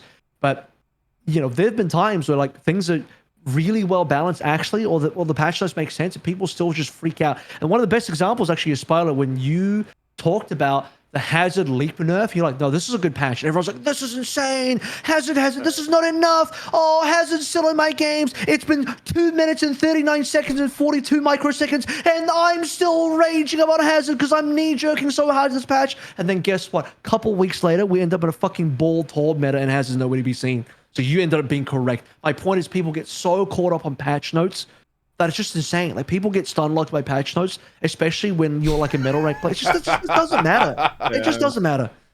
On average, on the law of averages, patches don't matter. Yes, Sigma release was busted, Brig release was busted, but that doesn't mean every patch is just something you have to just go crazy over. That might be one of my favorite lines on the podcast so far. You got stun locked by the patch notes, because the community does definitely. First of all, they don't know what they're talking about. Step one. because they'll listen to a guy like Spilo and say he doesn't know what he's talking about, but he does actually. He's pretty good at it. I thought that was going to. I thought that was going the other direction. It's like you're gonna throw me under the bus too. I was like, you made the right thing. Everyone gave you crap. Everyone was like, "Oh, Spyro doesn't know what he's talking about. He thinks the patch is good. Obviously, a really shitty patch." And then a couple weeks later, you were proven to be right. So I mean, once I think again, the community takes a massive L, and they have no idea what they're talking about. My point was that we don't know. Like, it was a pretty large percentage debuff, and I think Hazard was relatively high enough of a skill floor where people in most ranks weren't going to be abusing him as much. And there's so many factors at play, and I just feel like people can't, for once, and I know the irony of this because I have definitely guilty of this sometimes, but for once, people can't admit ignorance. There's always this patch is perfect, or this patch is like terrible, and like everyone, like I'm not going to name any names here, but there were some professional players and coaches that were freaking out over the Hazard patch. What, a 1 second nerf? This is the worst. I'm like, bro, do you not know how math works? Like, that's pretty significant. It might not be enough. And I said that. That's the thing. It's like, I don't know. Maybe it isn't enough, but let's not pretend it's not significant. Let's wait and see. And there's a lot of other moving parts that are happening around it. Like, it's not balance doesn't happen in a vacuum. And yet, like you said, everyone's going to knee jerk it. It's not saying that you can't look at a patch and be like, that's bad. I've done that a million times. But I think there's some situations where like people are just they wanted to be upset, and I think what's really good at this is Avril. This is a complete segue, but your tweet this morning about how people being mad at PVE were actually just mad at the broken promise. People were mad at here's my tinfoil hat take. People were mad at that mid-season patch not because of the lack of Hazard nerf, but because of the lack of content compared to Rivals. Ooh, that's a good one. People were hurt. And people were hurt and frustrated and wanted to lash out on anything that they could sink their teeth into because there was nothing. It was just a mid-season patch because they were working on Spotlight. And so people were like, bro, this is how you respond. Like Yeatle was saying earlier, you're going to respond with like a kick to the shins when Rivals has a gun to your throat, right? And that was, but like anyone who's ever been paying attention, like knows mid-season patches have always been like that. So it's like we shifted our expectations. It didn't deliver. So they're like, all right, you guys suck. Kick. And I was like, dude, this is like the most measured, thoughtful, balanced patch we've had in a long time. And we're kicking it over. It's like, oh, frick, man. We're so screwed. My Spotlight, my favorite is like, oh, Overwatch, did you see their recent patch? This is how they're responding to Marvels. Oh, lazy devs. And the Spotlight comes, I was like, oh, desperate devs. I can't believe they're doing this. Just clearly desperate. It's like, bro, you said it was lazy when they didn't do anything big for mid-season. Now they do something big and it's apparently desperate. So it's just no winning, really, is there? It's just no winning. Yeah, the tribalism does get really tiresome right now. Like, I even have people that are like actively super hostile to anything Rivals in my chat at times as well. Like, oh no, I did a feedback forum for content, and dude, there are some people in that feedback forum like, dude, I do not want to see you streaming Rivals. It's such a dumb game. I'm like, bro, people are like so emotional and uptight about it right now. Do you have the opposite audience to Sam? Like literally diametrically opposed? People hate you playing Marvel, and his audience hates him doing anything to do with Overwatch. Not that he does anymore. Partly. I try to bridge the gap to just do what I'm interested in because I am legitimately I'm definitely more Overwatch. I'm not gonna lie, but like I think it's important to just like bridge the gap because it just gets really boring. And Frida, you were dealing with this as well. It just gets like, here's the really dangerous thing too is when you say or do something in response to crappy people. That's when you really put your foot in your mouth because I got a couple of death threats and some other things I won't mention as a result of doing some critical Marvel Rivals content earlier on. And that was a first for me. Like I'd been in the scene for a while and I got some really nasty things.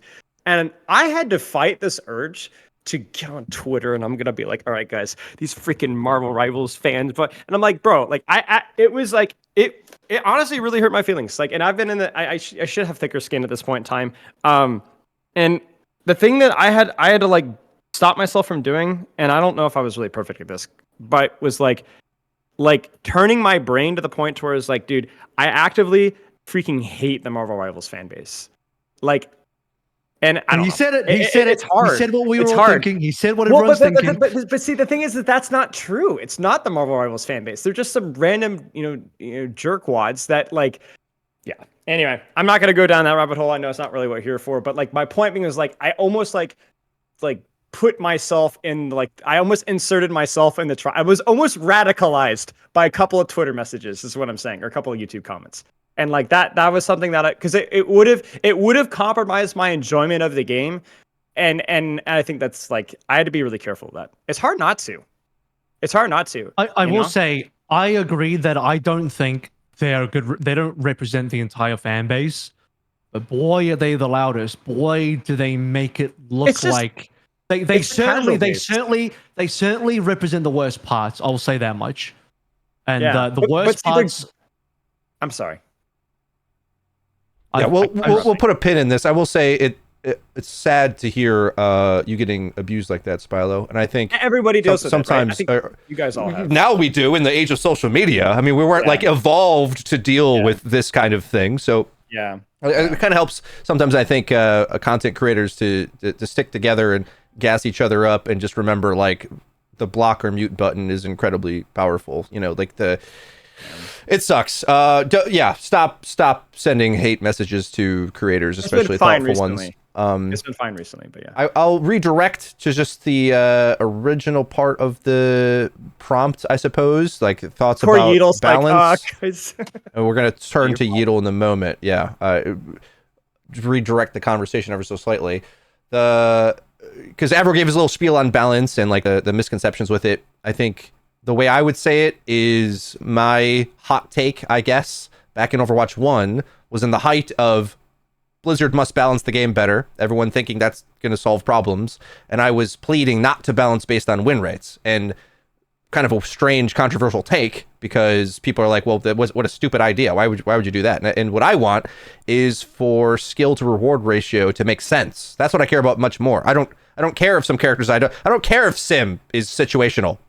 Please make her situational because I don't like seeing play quick play. There's no iteration where I'm like excited to see a Sim camping a corner and just kind of it's just like a little stats demon. Where as a frontliner, it's no more. I'd actually rather get kidnapped by Wolverine. Honestly, at least this guy's going on a flank and he does this radical BS. Whereas Sim is just I camp in front. And now I say that and I abuse Torbjorn, one of my top picked characters, but he's another one where I just feel like they overstated him so that people who barely play him, like that's the problem with these characters because they're kind of unpopular. So not many people are abusing these corny picks. But then when you do, like my issue with balance and where I will push back against little Avril's rant, largely we agree.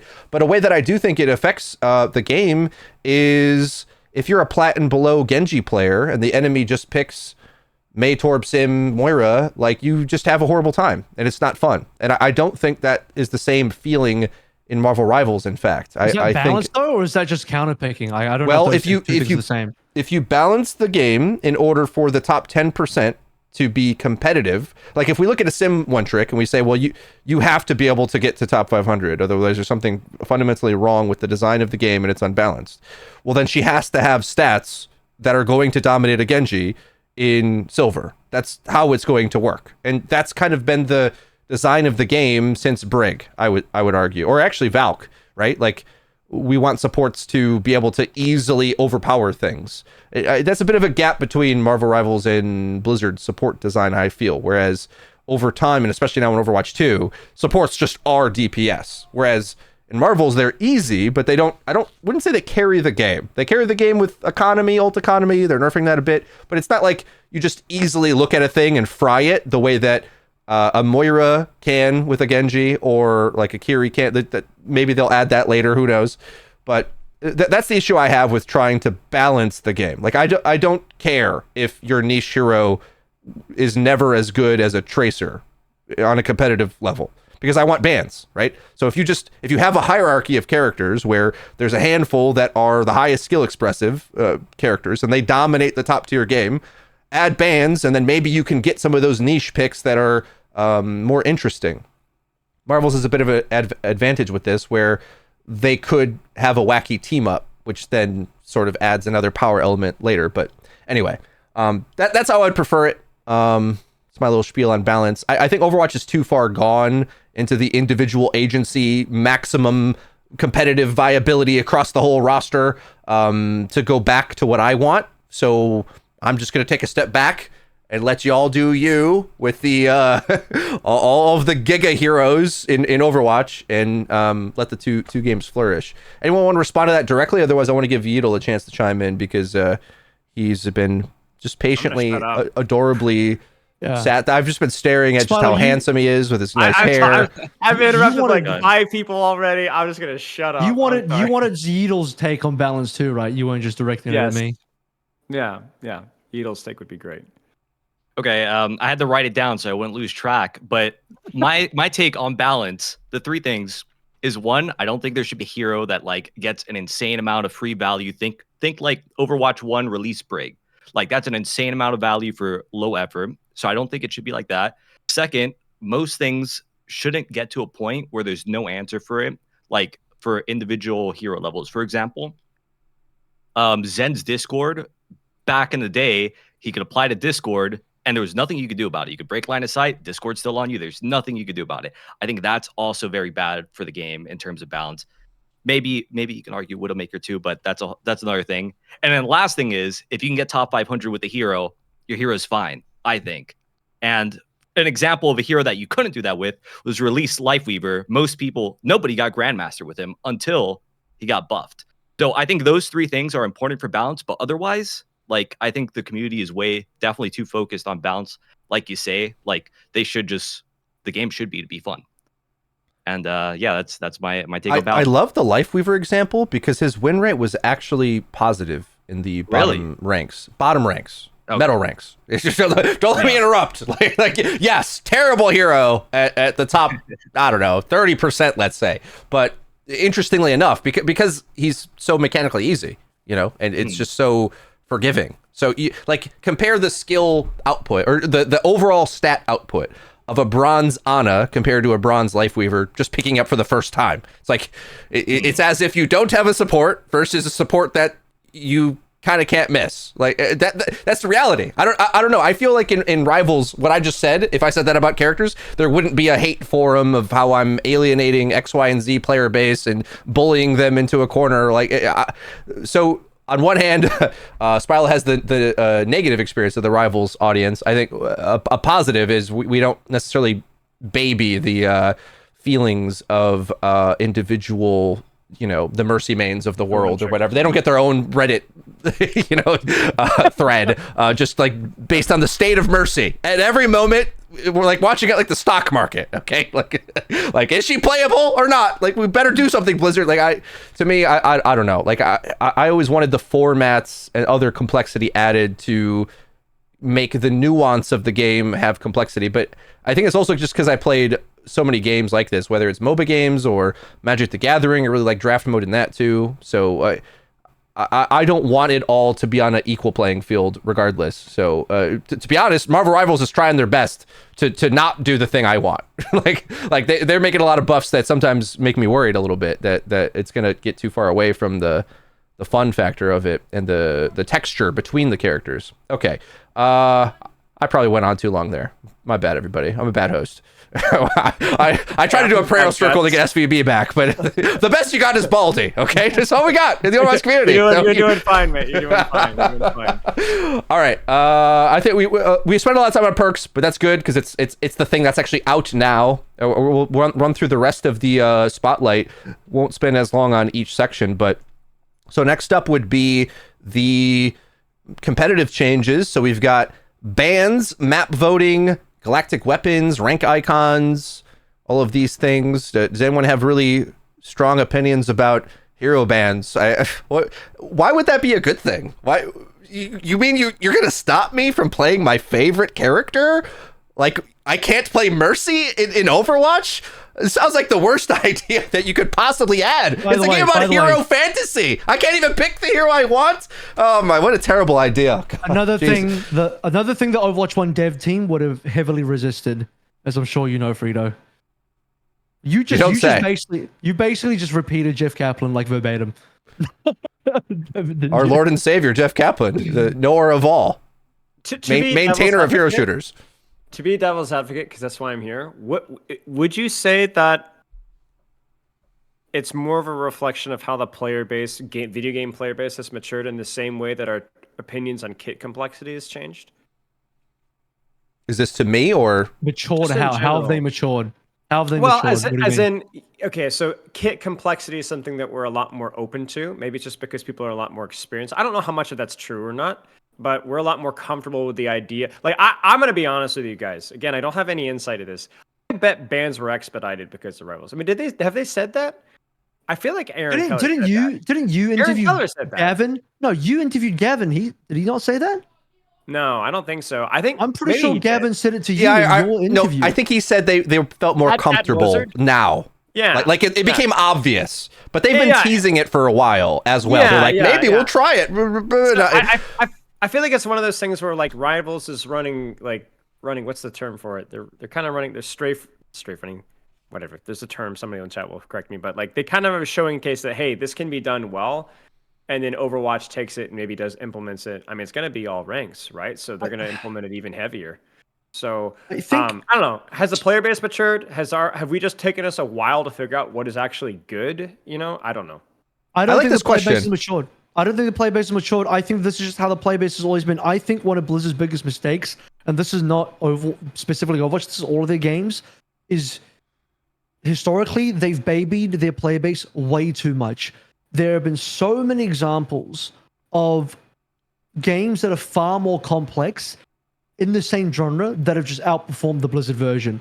Okay, Here's the Storm. One of the excuses that it came out too late. It did come out too late, but also at the same time, it's like the baby version League of Legends of Dota. League of Legends of Dota already proved that the complex version is successful, and people want that. People are not scared of playing complex games. Diablo versus PoE. PoE is giga complex. In fact, I still enjoyed my time playing Diablo 3. I enjoyed my time playing a little bit of Diablo 4. But PoE in its entire lifetime, and Diablo 2, ironically, proved that people want complex games. Like when you kind of went backwards, I don't think we have matured or evolved. It's like Diablo 2 in many ways was more complex than Diablo 3, right? I think we can all agree on that. So it's like, I don't know. The play base didn't mature. It just always was that way. Marvel Rivals proved that we can have more bloated kits with more buttons, and that's fine as well. We can handle hero bans. Hearthstone was like the baby Magic the Gathering. Like every single Blizzard game is the baby version of some other game, with maybe the exception of WoW. Is like the only thing that stands on its own. Is like, yep, that's the peak right there. I think other MMOs were more complicated though, or at least like less user friendly for sure. My point is, like, there are so many examples of games, and this is especially true when there are more popular games in the same genre, that prove that the actual more complex version is the better version, more popular, and that people are not afraid to play the more popular version. So now Overwatch is like, you know what? We don't need to baby our audience the way we did in Overwatch 1 anymore. We can lean into more of a complicated game. Now there's perks. Now there's bans. Now we're doing things that are a little bit more, risky, or for what Spyler would consider a more mature audience. I would just say, no, this has been the gaming audience the whole time. We just pretended it wasn't this when it actually was the whole time. I feel this was a problem in Overwatch 1, where I was like begging them to make a culture around ranked. What should we expect ranked to be? Like, is it okay to one trick for your team? And they sort of just had no opinion, essentially. And they just tried to design the game in a way to make it friendly for those players. But then I think they alienated a lot of competitive players in Overwatch 1, and then maybe got them back in Overwatch 2, where it's distinctly more of a shooter. And we'll see as the next section that we talk about, 6v6, how that changes opinions there. But it feels like a slap in the face to me. Like, it reminds me, it would be like if my mentally ill borderline personality disorder ex called me up and said she started doing therapy. Oh, you started? Well, that's wonderful for you. Over here, like, we've got all this other stuff going on. I've been hitting the gym. I play Marvel Rivals now. It's like my life is on a whole. It's been a lifetime ago that Going we to wanted gym, hero playing bans. Marvel Rivals now. That's just comedy gold. Yeah, I mean, my skin's better. Their skins. Game profile plays Marvel Rivals. Top 1%, 100% swipe rate. Things are amazing on over here. So I'm glad that you're beginning to think about maybe trying to implement the thing. It's like, am I bitter?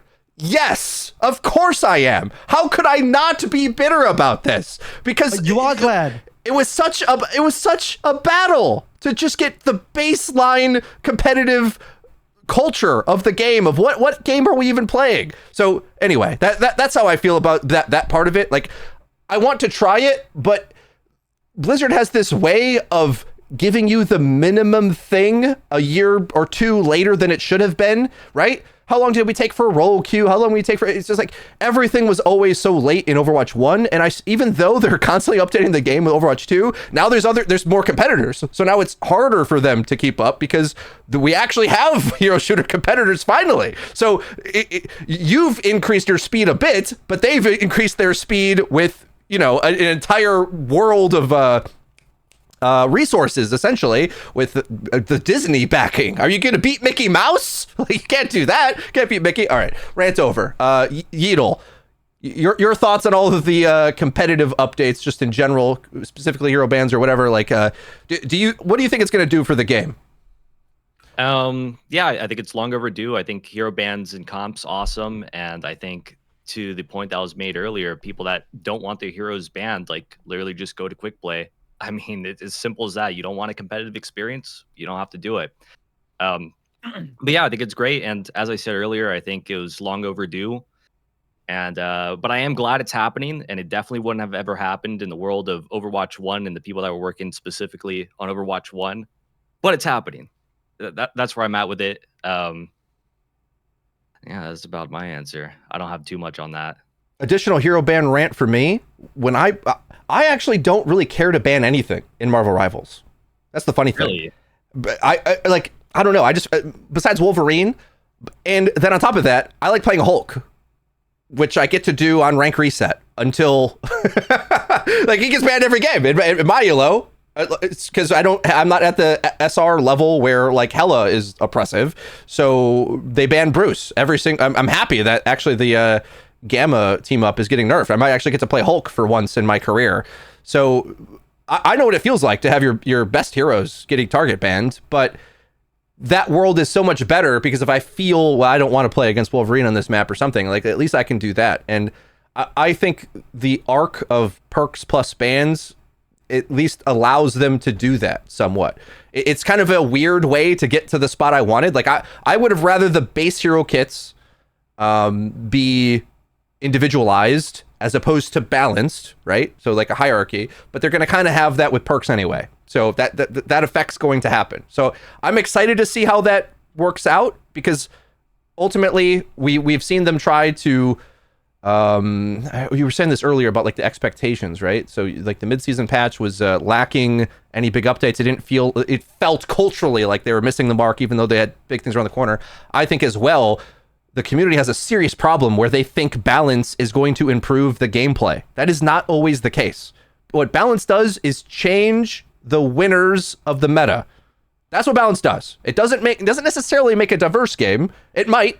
Sometimes it does. But some people don't want a diverse game. Some people want their favorite things to win. Like my hero I like to play is now better. Good balance. Well, no, that's not what balance means. But a lot of people think that. All right. Well, yeah, because balance is the lightning rod. That's like this one of my entire giant Twitter post from months back about balance was all about. It's the lightning rod. It's like, because it's the thing that people complain about is like, the reason I'm upset and that I don't like this game is because of balance. Therefore, if they perfectly balance the game, then I will like it again. Except you're right. No one actually wants perfect 50% balance. Every single hero is a perfect 50% win rate because that would be boring. Then you get the really, really dumb takes, like the takes that I saw recently was like, you know what? I don't like Overwatch because it's too balanced. You started seeing those takes and it really made my brain hurt. I'm like, oh my God, you guys are impossible. It's like, please stop talking. It was really annoying to see that. Yeah, but it's like, but you're right. People want balance if it means that the heroes that they like are stronger and the heroes that they don't like are weaker. That's what balance means in their minds. You know, it's funny that you say that because I had someone in my recent video, the Is Overwatch Back video, comment that I'm not going to play this game until they fix the balance. And I'm just thinking to myself, I'm like, what version of Overwatch was the fix? Yeah, what was the fixed balance? Like, I can't imagine what their sense of balance is for the game or the 100 other people that think the same thing. I want everyone that says, oh yeah, they need to fix the balance. Okay, what does that mean? Give me the patch notes. You write the patch notes, please. Give me your patch notes. Tell me what it means. Because I don't know what it means when people say that. Yep. Agreed. My version of balance is exactly what Frida was talking about earlier, where risk reward. Like honestly, what 2024 was pretty good at. Rissa in the dumpster, Roadhog in the dumpster, Moira Mercy in the dumpster, Bastion dumpster. That's balance. You put the amount of work in, you get the reward. And people don't like to hear that, but that's what balance is. Until you have characters that require the same amount of effort, you can't have 50-50 Overwatch. And my dream for the game was we balance the game that way, but then we add maybe bans so that sometimes those B tier picks can have an interesting highlight moment. Not that they're the one that's picked all the time, every single game, but like, I don't know, we've got this strat with Bastion that we rocket jump him to this part of the map, whatever. Like that would be cool to me, but what's not cool. Yeah. And we'll get that with map voting too, finally. Like, I can't believe that has taken so long. Yeah, what do you think about Can I say one more thing on balance? Yep. I think the perfect solution to make games absolutely balanced is to introduce a mirror queue. We got GOATs coming soon. Ranked GOATs mirror queue. You can only pick the GOATs comps versus the GOATs comps. Everything's balanced. You got the same heroes. There you go. That's how you Torb fix balance Sim in mirror Overwatch. queue? There you go. There you go. Crazy. See, then That's people it. complain. It's like, oh, but now there's no variety. Because I made the extremely, like, I said that it sounds stupid on purpose. It's this, like, example that I set out there. It's like, oh, you want balance? Okay, balance would be you play Counter-Strike and everyone's exactly the same. That's balanced. There's no nuance at all. Everyone's exactly the same. Congratulations, you're playing a balanced game. Do you want that? Oh, no. I like Freya. I was like, oh, congrats. Well, then you're not going to get a balanced game. What do you want? You can't have it both ways. All right, Yeatle mentioned the GOATs patch. 6v6. I had an issue with how they announced this, personally. I think the script should be edited because I was very triggered for the 6v6 crowd when he gets on there and says, there's a new way to play Overwatch 2. Oof. 6v6. I was like, oh, really? It's a new way. Well, technically right. Technically true. Yes. The thing you took out and to put it to 2. Now there's a new way. That was 1.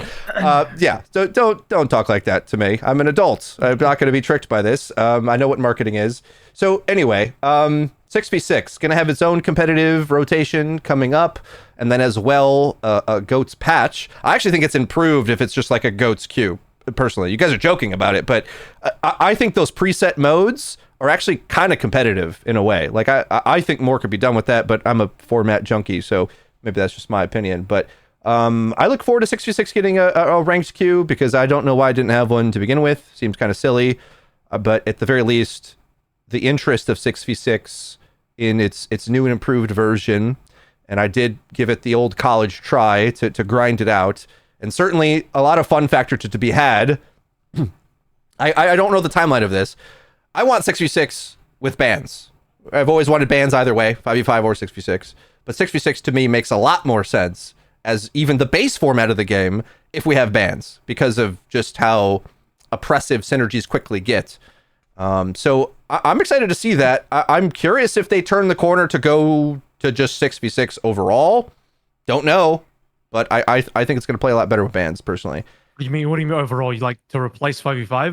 What do you mean? They seem actively considering that. We're still in the process of them collecting data on that. I think a downside to me is, like, I don't like the bifurcation or tri or quadfurcation, I guess, of the game. It's like we've got 5v5 open queue or 5v5 roll queue. We've got 5v5 ranked. We've got stadium 5v5 we've ranked, and we've got 6v6 ranked. And like, to me, that worries me a little bit, because now we just have this game that's intended to be for every possible perspective as opposed to a unified whole, and I worry that makes it a weaker offering, possibly. I could be wrong. Maybe that it's we develop multiple fan bases within the fan base, and maybe that's the only way to keep these gremlins happy. Like, oh, you want balance? Well, go to that mode. Oh, you want wacky? Go to that mode. So maybe that's what they got to do. But I wonder if that caps like the overall appeal of the game.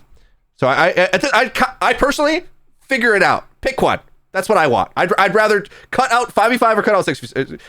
I don't like splitting it personally, but maybe that's just the peas and carrots OCD thing. I have no idea. Anyone got strong opinions on that? I kind of go back to your previous note just really fast. I think 66 with bans would be almost. I feel like that would significantly increase the quality of that experience. Like knowing that I can lock Reinhardt and ban Malga and Hog will be banned, or like I'm not gonna if I like bro. I would rather play with a Winston than a Rein Hog or something. Like I think any tank synergy there at all. Like that was a big deal with the 66 experience with me. Was just the quality of tank that I'm playing with, the quality of tank I'm playing, combo that I'm playing against. Am I running Ryan Diva with a Lucio Mercy? You know, because that's a big problem in 66. It's even worse in Overwatch too. So I think that would really significantly, because the problem with 66 is that I think it has a higher ceiling of enjoyment for me, but it has a slightly lower floor. Like you get those support combos or tank combos that just don't work. It just, you don't feel like you have any agency at all. But if you combo that with bans, I mean, maybe you do. Yeah, I you don't turn think, some of those into playable games where they could just be unplayable forever. Go ahead, Avril. I don't think Overwatch 6v6 is going to truly work for me, in my opinion, until they addressed tank stacking damage mitigation. Part of the reason why I don't think we have the same problem in Marvel Rivals, I'm pretty sure I talked about this in our last episode, our Season 0 episode, as you called it, where the tanks in Marvel Rivals don't just stack damage mitigation on top of each other, except for like Magneto throwing a bubble on top of another ally, or I guess either Strange or Magneto shielding for somebody, which is still not as oppressive as Diva Defense Matrix, just like totally covering somebody and preventing all damage. But you know what I mean? You just don't have this insane damage mitigation stacking and damage mitigation for your other tank, especially infinite value damage mitigation that you do have in Overwatch. And maybe Diva is the worst offender, but there's like there's other characters too, like even Sigma, Grasp as well. You can get infinite value off of that. Even shields in some cases, you know, I'll 1 be HP of honest. shield can block an infinite amount of damage. Yeatle, I want your opinion on this one. I did not have the problem of mitigation stacking in the 66 test that I ran prior to the official one for like 30 hours or after the official, like with the official one. I think, I don't know if it's like the sustained nerfs over time. I don't know if it's like Orisa shield not being near as strong as it used to. I guess technically it could be a thing now. You did have a problem. Let me prove to you why you did have a problem with damage mitigation stacking. Because anytime you didn't have two tanks optimally picking the right heroes for each other, you just had a dog shit composition. Why? Maybe. Because the right I just- tanks, because the right tanks being picked together can damage mitigate for each other and support each It other was, in ways it was the more of wrong a map combination can't. situational thing. For me, it was less about picking the right tanks to synergize with each other versus the tank that actually just functions on the map as a whole. Like if I played Ryan Sigma, or if I played Ryan Zarya, or if we played Orisa Ryan, Orisa freaking Ryan, I don't care. It's Legion Tower Control Center, it can work. But as soon as I see my guy going Orisa and Watch Point Gibraltar first point, we're cooked. Okay. That was for me more of the thing. It was more about some things are just so unflexible and so immobile, and certain maps they can't function. That was more of my problem. But I see what you're saying, Avril. What do you think, Yeatle?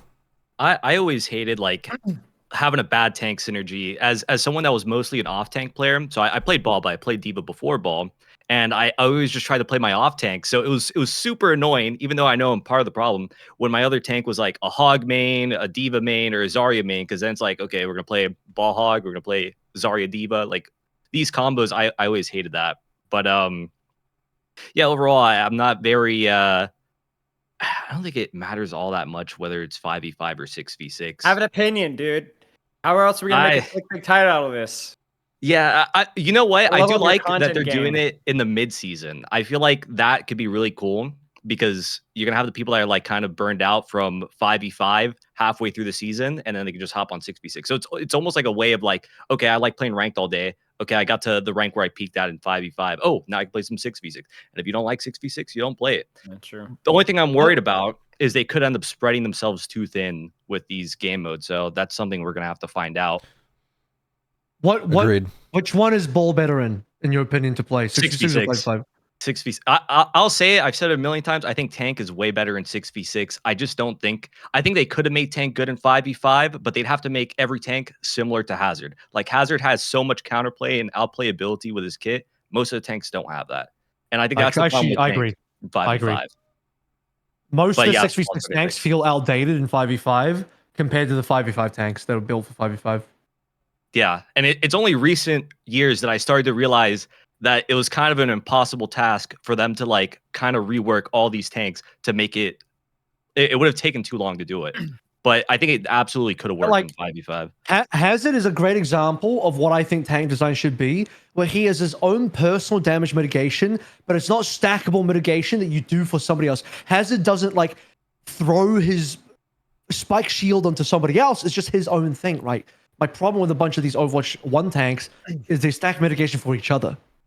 But see, that's the fundamental reason why people like 6v6 though, is because I mean, obviously, like we're talking double shield, but see I've actually one of the funny things I discovered about Rivals is that people are like, oh, 66 is better, but yet it shares none of the similarities with Overwatch's 66. Whereas Overwatch 66 was yes, the tank stacking was broken, but when it was done skillfully, like dude, it was like really satisfying team play to be able to bubble your tank. Or Matrix and like so yes that was the more broken aspects, but also that's what made Overwatch 1 so good. Except that caused problems. It's like, well, congratulations, that's fun, but now you can play like 3 or 4 tanks ever out of the entire roster because every other tank is incorrect. That's tank design. I think that's tank design.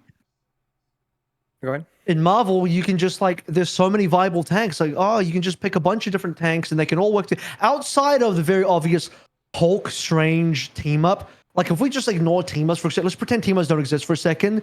A bunch of tanks is just viable in Marvel. Okay, he's doing his own thing, whatever. But most tanks are viable in Marvel, where like the combo just doesn't matter that much because they're all doing their own thing anyway. It's like, oh, my tank didn't matrix me or do this for me. It's like, no. Every tank in Marvel basically does their own thing anyway, so you're not relying on that. You're like, you're just playing your game.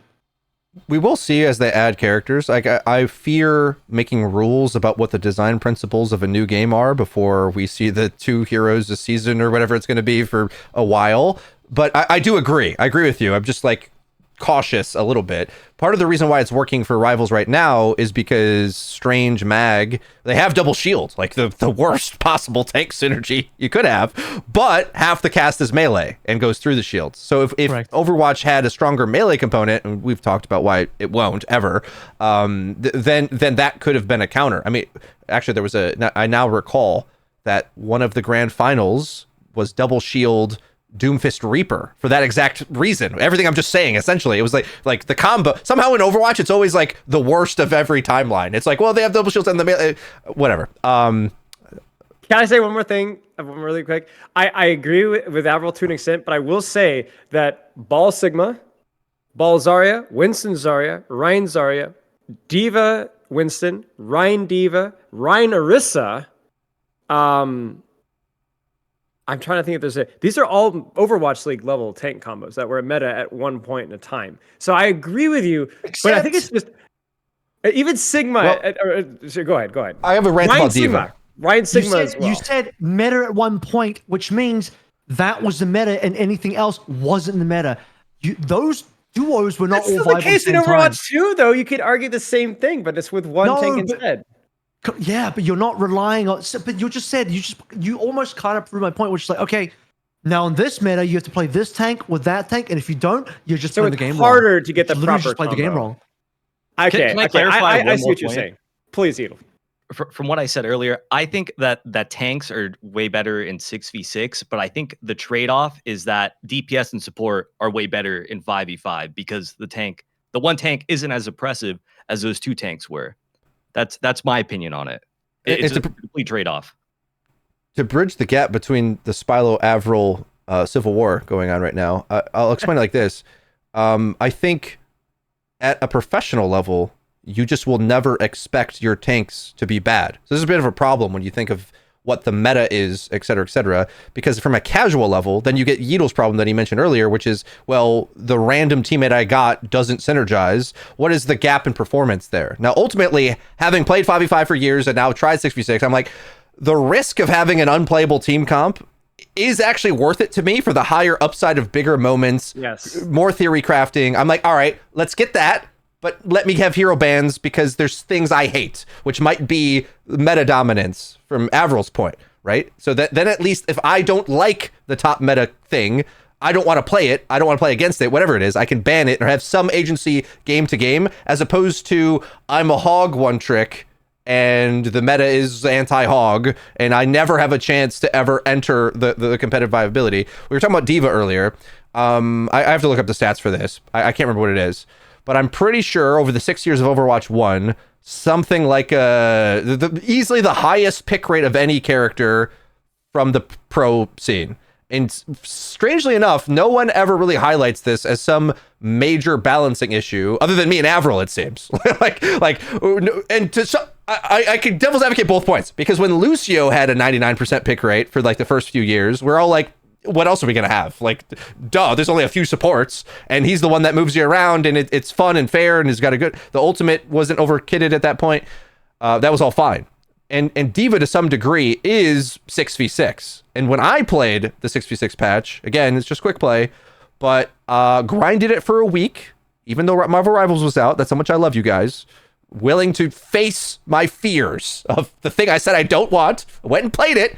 I lost one game as D.Va. Played a lot of D.Va, okay? Tank synergy always feels great when you're getting it. So my other tank could be anything. D.Va is so incredibly strong, and to me, way too easy. The fundamentals of D.Va, on one hand, competitively speaking, like solves the game. My teammate can feed. I can usher them in and out. I don't feed. My whole team is having a much easier time. And on top of that, countering half of the game and many, many ultimates. So maybe we can say tank design and D.Va is a problem, but also one of the more popular heroes in general.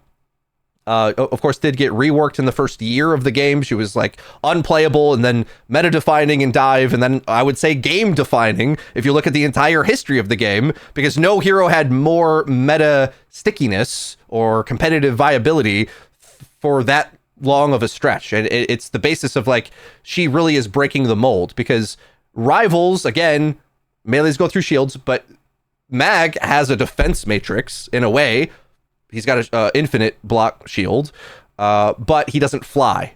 And this is where I get a little cautious, where I'm like, maybe they will add a flying infinite block character. like think of that on paper, you know, like the trade. I was like, she can directionally cut off all of the team's damage, unless it's a certain subtype, and can fly in and out. So the coverage of that is just, it's way too good. And so that's where I start to lean towards liking 5v5 in some ways, because if I there's certain matchups in 5v5 I think are way underrated on the tank line. I don't want to get too much into that. I'll probably get the problem Spilo has with Marvel fans, I have with Overwatch fans who like, there's one true opinion, and it's tank synergy is the best and defining part of Overwatch. And to me, I'm sitting here like, well, I don't necessarily ever experience it, or I have to be the one doing it. Anyway, all right, rant over. There's no winning. I hate tank synergy because it's not just a thing that is fun or it is those things, but it becomes a requirement. It's like, either do the tank synergy or lose. That's my problem. Agree.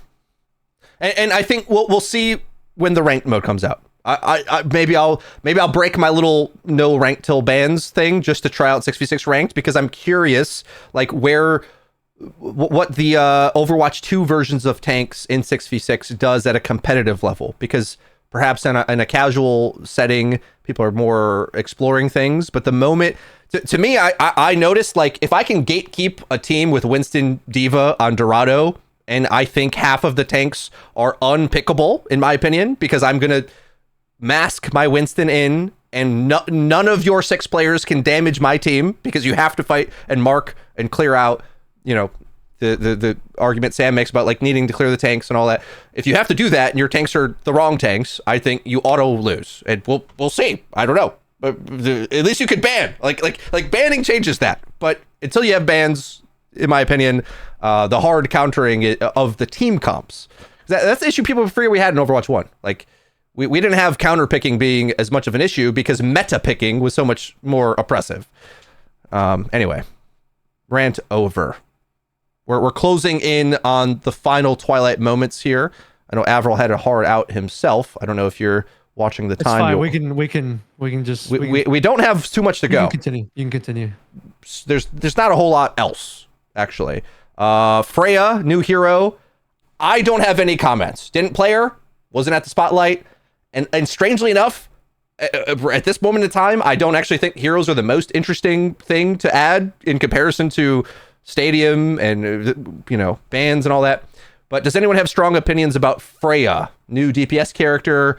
Looks like a combo of like something in Apex or Valorant, skill shot. Looks Sparta, good. You played, no? Didn't you play Sparta? Yeah, me and Yeatle both played. I think Yeatle's played a little bit more of her than I have, though.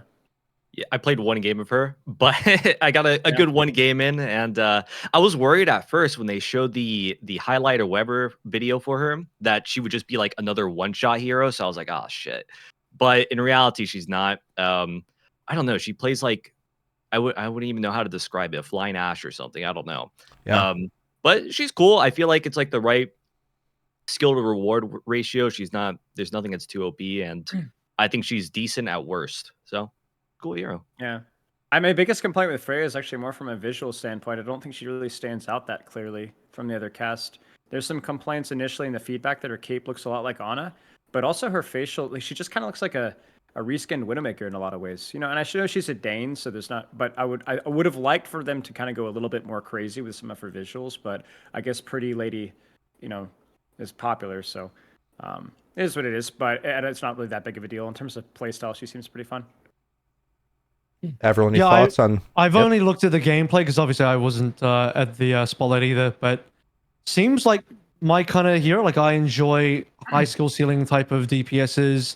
My favorite hero / DPS is Sojin, and she's kind of like analogous to Sojin in a way, I feel. I don't know if you guys got that feeling while actually play testing her, but that's just what she looks like to me. And so any sort of high skill ceiling DPS is fantastic gameplay design in my opinion, and just on top of that, having an interesting way to bring crossbows to the game, because I was like, oh yeah, we don't have a crossbow in the game, because I was thinking we were running out of design space. Like, haven't we covered every type of weapon available? Then I realized no, we haven't, because we didn't do crossbows yet. So or the rusty syringe, we still have that one to use. Which one? The rusty syringe. Well, like the medic from TF2? Yeah, it's gonna be another American. No, it is the rusty syringe. I think Freya looks like her gameplay feels pretty spot on. That's what I would imagine. And I think Overwatch, that's the one area they really can be better than a lot of these other games. I think they've done a pretty good job with that on the last several heroes as well, where the inputs and the momentum and the visuals, all of that's really satisfying on several of the most recent heroes. But I think Freya, from what I can tell, I played Counter-Strike for years as well, so the whole like stop and go, losing your momentum in order to hit a skill shot, that seems cool. I got one question to pose to the podcast. What do we think about the issue of new characters being targeted for bans too much in Overwatch? Like, especially since if we imagine she's at like a power level of Sojourn, is that a perceived issue or fine? I don't know. I mean, I do know, but I'm not going to answer. I'll let you guys. I don't think it matters at all. But like that's like a part of the reasons why they worry about bans a little bit. Like, well, we want to add the new thing that's OP that everyone gets excited about. But then in a lot of games, like League, I think is common for this. Then they're just perma-banned until they're not overtuned, and then you only can play them in quick play. Is that an issue we see coming? I feel like it's more of an issue if the character's annoying. Like, release Mauga, I could have seen people banning him all the time, but like Juno, I want to say I don't think people ban. Like, I personally wouldn't go out of my way to ban Juno, because it's like, all right, she's not really that obnoxious to play against. So I think it's just how obnoxious they are. And then if nothing else, again, you can always go to quick play and play her, or yeah. Spilo, you're nodding. Gavin Winter's in my chat. He just materialized here, so I don't know if he's got something he's typing rapidly. He's been summoned. I'm pretty sure that they've discussed this.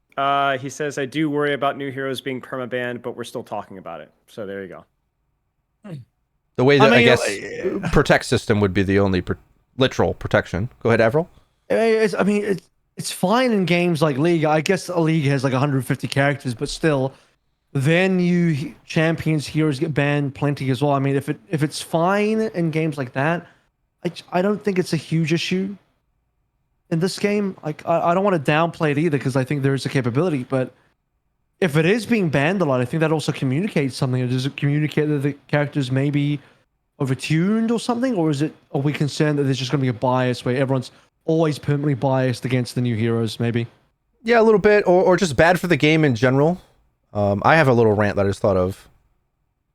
You Go want to on. continue or no? Oh, so to me, Maga was mentioned. All right, and I feel like Overwatch has a problem now that all of the voices are hyper competitive. So almost every criticism about Maga being a character in the game was from classic Overwatch 1 players that like tank synergy and the strategy that it does have, and complain about Maga based on the meta byproduct of it as opposed to the fun factor feel. Like, I think if we were just looking at Maga as a character in a video game, we'd be like, wow, that's really freaking cool. Like, when I didn't play Overwatch for months, and I come back and I'm playing Maga and I got the weird perks and stuff, and I'm like, wow, a really fun character. Now, I don't necessarily think I should hard roll and auto counter certain tanks. I don't want that, but I feel a problem with our community is that because we're so balance pilled, we just can't have fun things. You know, I was watching Yeedle's video,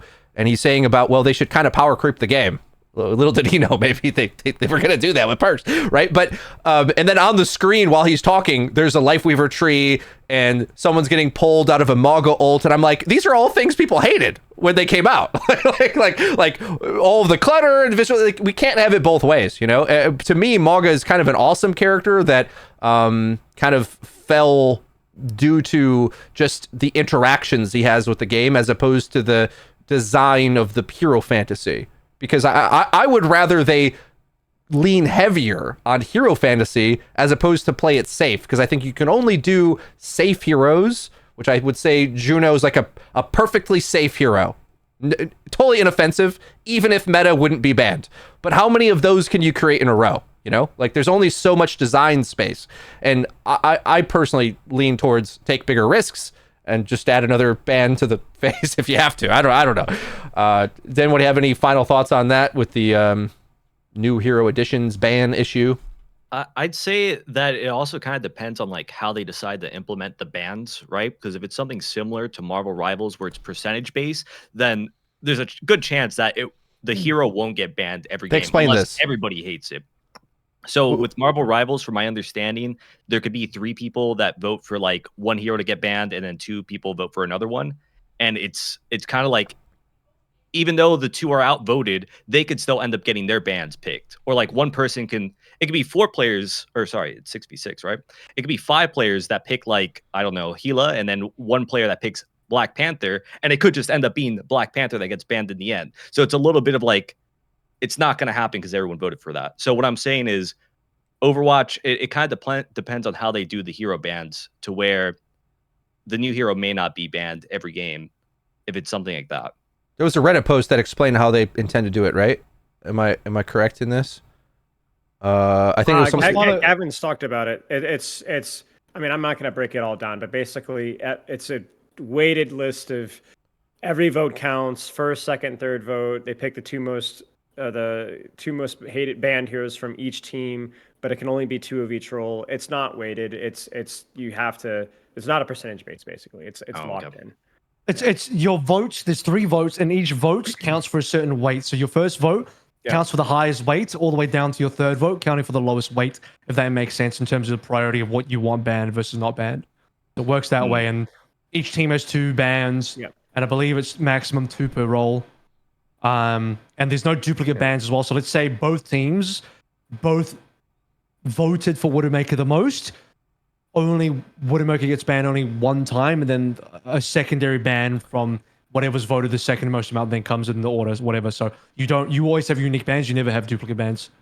Those are some key differences because in Marvel Rivals, as Yeedle explained it, one person has just a pure percentage chance, whereas in the Overwatch ban system that we will be getting, it's ranked. So it's like, let's say you banned Wolverine 1 and I banned Wolverine 3. It's more likely, as opposed to getting that 10% Black Panther ban, right? Getting the whole thing. And another thing, Overwatch will always, it sounds like, if I'm not mistaken, always have 4 bans. Whereas in Marvel Rivals, you can mirror the bans. So there's like 2 to 4 bans in Rivals. No. You can have less bans if people just refuse to ban, or like if there's not enough votes.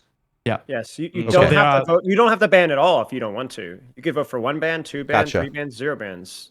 Yeah. So basically, the way to strategize that, what I was talking with Gavin about this, is if you're playing Ana and you're like, I don't care what they play, I'm flexible versus everything. You can let your teammates pick what they're scared of the most. So you can kind of shift the ball to them, which is a pretty good strategic choice. So you'd actually only choose full 3 bans if there's 3 heroes that you really don't like playing versus or really can't play versus. It kind of opens up the options a little bit. I like it. Excited. All right. Last section. Stadium has an entire team dedicated to it.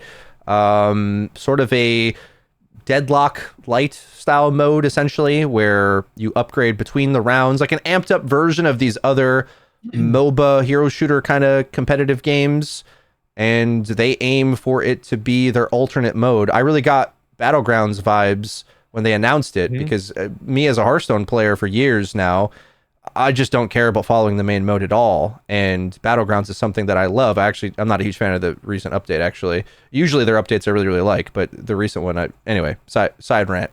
But the nice thing about this, and maybe the strength to the Overwatch strategy moving forward, is they really are trying to service every type of perspective for Overwatch player, and now inventing an entire new one where, well, if you didn't think perks were juiced up enough, well, how about you have like multi-ultimates and you sustain for 10 minutes in a team fight by the end. Like, that's something I noticed a little bit. Like, by the time you get to round 7, it gets a little wacky for me. like because the power starts to get kind of insane. But from mode to mode, there's like a progression. You get to invest in your character, try different things out. It's like an amped up version of the perk fantasy, maybe the end point of this individual expression and developing your character with some RPG aspects to it. And I didn't get a chance to speak to the devs because I wasn't invited to the Spotlight, but I would imagine that part of this has a vibe of the devs who I think are chill and want to give the fantasy to the players of the things they cut out of the game with skill trees and PvE and all of that. Now they have a competitive version mode that has the spirit of some of that we were so excited about, those of us that thought the PvE was a good idea, now into the game. So it's a compromise, because they would have had to think about this, I don't know, however many years ago, because it's such an undertaking to develop the skill trees, different modes, map specific, at least a year. And everything in Blizzard land takes 3 times as long as it takes anywhere else. So maybe at the launch of Overwatch 2, who knows? Yeah, that's my little intro on Stadium. To me, while I thought the Spotlight was kind of meh, maybe perks I'm up and down about depending on which ones I'm looking at. But Stadium to me was like a 10 out of 10 edition, like genius. It could actually save the game, unironically. Like if it catches on. I'm a little nervous that it's too different, but if people give it a try and they don't want to invest into learning calculus to play Deadlock, then you can kind of more easily pick up Stadium. I've done a terrible job directing the flow of conversation. I don't know who to ask. Who likes Stadium? I'll go. I love Stadium. I think Stadium made Spotlight for me. Genuinely, I don't think I would have really been that impressed with Spotlight if it wasn't for Stadium. That's how strongly I feel about Stadium. I think Stadium is like the most important part of Spotlight. If the whole Spotlight could have been Stadium, and I would have been still like, you know what? That was a good Spotlight. The rest of Spotlight without Stadium, I would have been like, there's something just missing here. I just don't know if it's enough for me. That's how strongly I feel about it, genuinely. And it's because, actually, to what you were saying earlier, Frito, I actually don't think it's that different. I think that's the beauty of Stadium, is that actually it retains most of the gameplay and like the general flow of normal Overwatch. I think if it was too different, it'd be a mistake. Some people were actually like, maybe it should be more like Deadlock. Maybe we need lanes and towers and gold and okay, maybe it kind of has gold, but you know what I mean? Maybe we need a jungle. We would do all the things that Deadlock actually has. I'm like, no. You don't want that. You want the game to be as close to Overwatch's core gameplay as possible, so it's familiar, that has a lot more depth and something different. There's something different to be like, okay, well, this is not exactly Overwatch, but it is still Overwatch. And it has the kind of depth that I think Stadium done correctly, assume there's no major mistakes in there, and they keep the content flowing, and there's more heroes being added, blah, blah, blah, which they said they're doing. In my honest opinion, this has been the hot take that I've said for a while, it has the opportunity to be bigger and better than the base game Overwatch. I truly believe that. For me, it will be. When Stadium comes out, it will be my main way to play Overwatch. I don't know that I will be that interested in the base game anymore from my own gameplay perspective. Obviously I'll be part of the esports and I'll want to be doing Overwatch stuff regardless. But like, to me, Stadium is like for fun, for what I would want to do in Overwatch. That scratches the itch way more for me. Yeetle, what do you think of Stadium? I'm super excited, and I think, like Avril said, it definitely was a spotlight of the spotlight, pretty much. I think that my only really concern with Stadium is that it kind of like I'm worried about it getting figured out. I don't think it will, but the chance of it getting figured out in the sense of like, okay, you have to do this, this, and that, and then that's it. Like these are the optimal options every time. Like I worry that is something that could happen. But that worry is just not for me playing it. From playing it, it was awesome. Sometimes the only thing is, like you said earlier, in the round 7s, the sustain will get insane.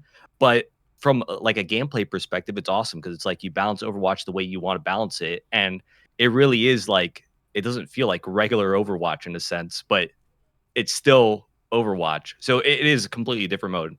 I like it. Spilo? I mean, I think like the fact that I wasn't as much of a fan is kind of why I'm a little bit optimistic, because I think Frito, you said it well. It really is a side gang. It's a side gig. It's going to expand potentially. It has the potential to expand Overwatch's audience by being not just Overwatch. And don't get me wrong, I had fun playing it, but it really is it's different. It feels different, and in many of the ways that it's very similar to Overwatch, it's not that MOBA-esque. There's enough new experiences that really everyone's going to want to give it a try and want to see how they feel about it, and may open up the doors to people that otherwise wouldn't have been interested in Overwatch. And for that, I think it's a big success. It may not be my cup of tea exactly. And to Yeetle's point, I think there's definitely, like, in its current iteration, there's some good perks, there's some bad perks. But in the same way that I think the perk system has a lot of opportunity to evolve, I think the Stadium has even more opportunity to evolve. Like, if the perks with Stadium gets solved, bro, you could just throw 5 or 6 new ones in there at all. And the thing with Stadium as well is because you're less concerned about balance, you're less constrained by what you can actually put into that game mode as well. So you're like, oh, that perk is boring. Let's just double Genji's Dragon Blade duration. Why not? You know, like, you can do anything that you want. You have so much more freedom of what you could do with that game mode from both a gameplay perspective, from a perk perspective, from upgrades. There's just so many more knobs to turn. I think people are going to have a lot of fun with it. I think it's definitely going to be the more casual of the modes, but I think it's a big success. I think people like the extended battles in Overwatch because that's something that was lost a bit when we left Overwatch 1, especially the support players that just want to heal dump or just see like cooldowns get exchanged for a while. I'm unsure how I feel about the big play factor, because I think so much that I like about hero shooters is we made a setup, and then here's the payoff. And as I started to watch, didn't play, Stadium, those later rounds, maybe it's people just need to learn how to play it, but the gaps between the builds look kind of severe, where if you just don't have the right thing by the end of the game, you're just not killing the enemy. And I'm just seeing some of the best players in the world like hit every ability, and it's just like Moira's multi-orb healing everything. I'm just like, that starts to make me a little worried in a way. What I'm maybe optimistic for would be, do you feel like you have to, is it more important to pick the right characters or pick the right build? Like, will a good build allow you to one trick more easily just based on your performance? The reason I say that is because, like, in MOBA games, yes, there is a hierarchy, but there always is a performance to reward factor that certain characters have over the course of the economy of the game, moments to succeed. There's certain characters that tend to be better early game, and then that's how they're going to win, or ones that need to farm. We don't have all of those in Stadium, of course, because there is no jungle, and you know, it's just entirely different with the scaling. I did kind of notice, I try to track this. I think at the top there's the gold between the two teams, right? So you kind of understand the general power level that you should be at compared to theirs. It's on the HUD. Mm-hmm. Now as this develops, how would you engage differently based on that resource? So I know how to do that with ultimates, right? Like if you're down in ult economy, you need to make some sort of swing play where you draw it out economically, like an eco push in Counter-Strike, we would say. How do you handle that in Stadium? I don't know if anyone's thought about it this deeply yet, but like are you doomed to fail if you're 10 to 20% behind in gold? Like Like catch-up mechanics. I Like did not notice bounties. this. There's bounties, so when one team is winning a lot and they're not dying, they have a bounty marker on the HUD, which when you kill them, you get bonus money or gold or whatever for killing them. Okay. So Interesting. that's like a catch-up mechanic for a team that's like losing. And did we feel like the rounds were kind of even, or were people pulling away? Because equally in MOBA games, dominating is part of the fun, actually. like being overpowered is kind of the thing. So like I wasn't sure necessarily. It seemed kind of balanced to me, but still in Overwatch, if you have a bit of a stat advantage, it's like it's hard to outskill that in any case. Even now, people say that like in a balanced version of Overwatch 2, we'd be like, well, that character's got a stat advantage. Counterpick, now I have to swap, and I'm wondering how that personality changes in this new mode. Perhaps too deep for just a playtest, but that I think servicing those kinds of players that don't want to interact with like the nerdiest, most esport version of Overwatch, which is kind of what they've had in Overwatch 2 thus far, where especially as a tank player, learning Overwatch 2 5v5, it's a lot of expand your hero pool. like oh, you think you're gonna one trick ball Heedle? Oh well, turns out a bronze Mei can make you feel useless, and now she's got a perk where she's gonna freeze you at range. Good luck. Like, well, not everybody wants to. The one trick factor matters. And you can do that more in MOBA games. You're smiling, and I directed towards you, so I'll let you go. Heedle. I'll say in the stadium that builds do matter more than the hero pick, because I had a really intense close game that went to round 7 versus a Zarya, and I was playing Junker Queen. And usually that matchup is like very Zarya dominated. And the first round, I did kind of get rolled because I went more into like a damage comp, and she was just bubbling everyone that I was going for. So it was just like, damn, okay, I'm kind of doing nothing. Later into the rounds, I started to realize, okay, what if I just like geared all my stats and items toward just being tanky? So I just go in there, take aggro. I don't actually kill anything, but I'm being a tank literally, rather than trying to secure kills on my own. And that worked way better because the Zarya is trying to peel for a team, and I'm just there to distract them. I'm just a distraction. And so I think that the builds make a massive difference compared to the hero pick. And one thing that you can do that I don't know if they're going to keep this in the long run is you can sell your builds for 100% back. So you can completely swap it up at one point or another.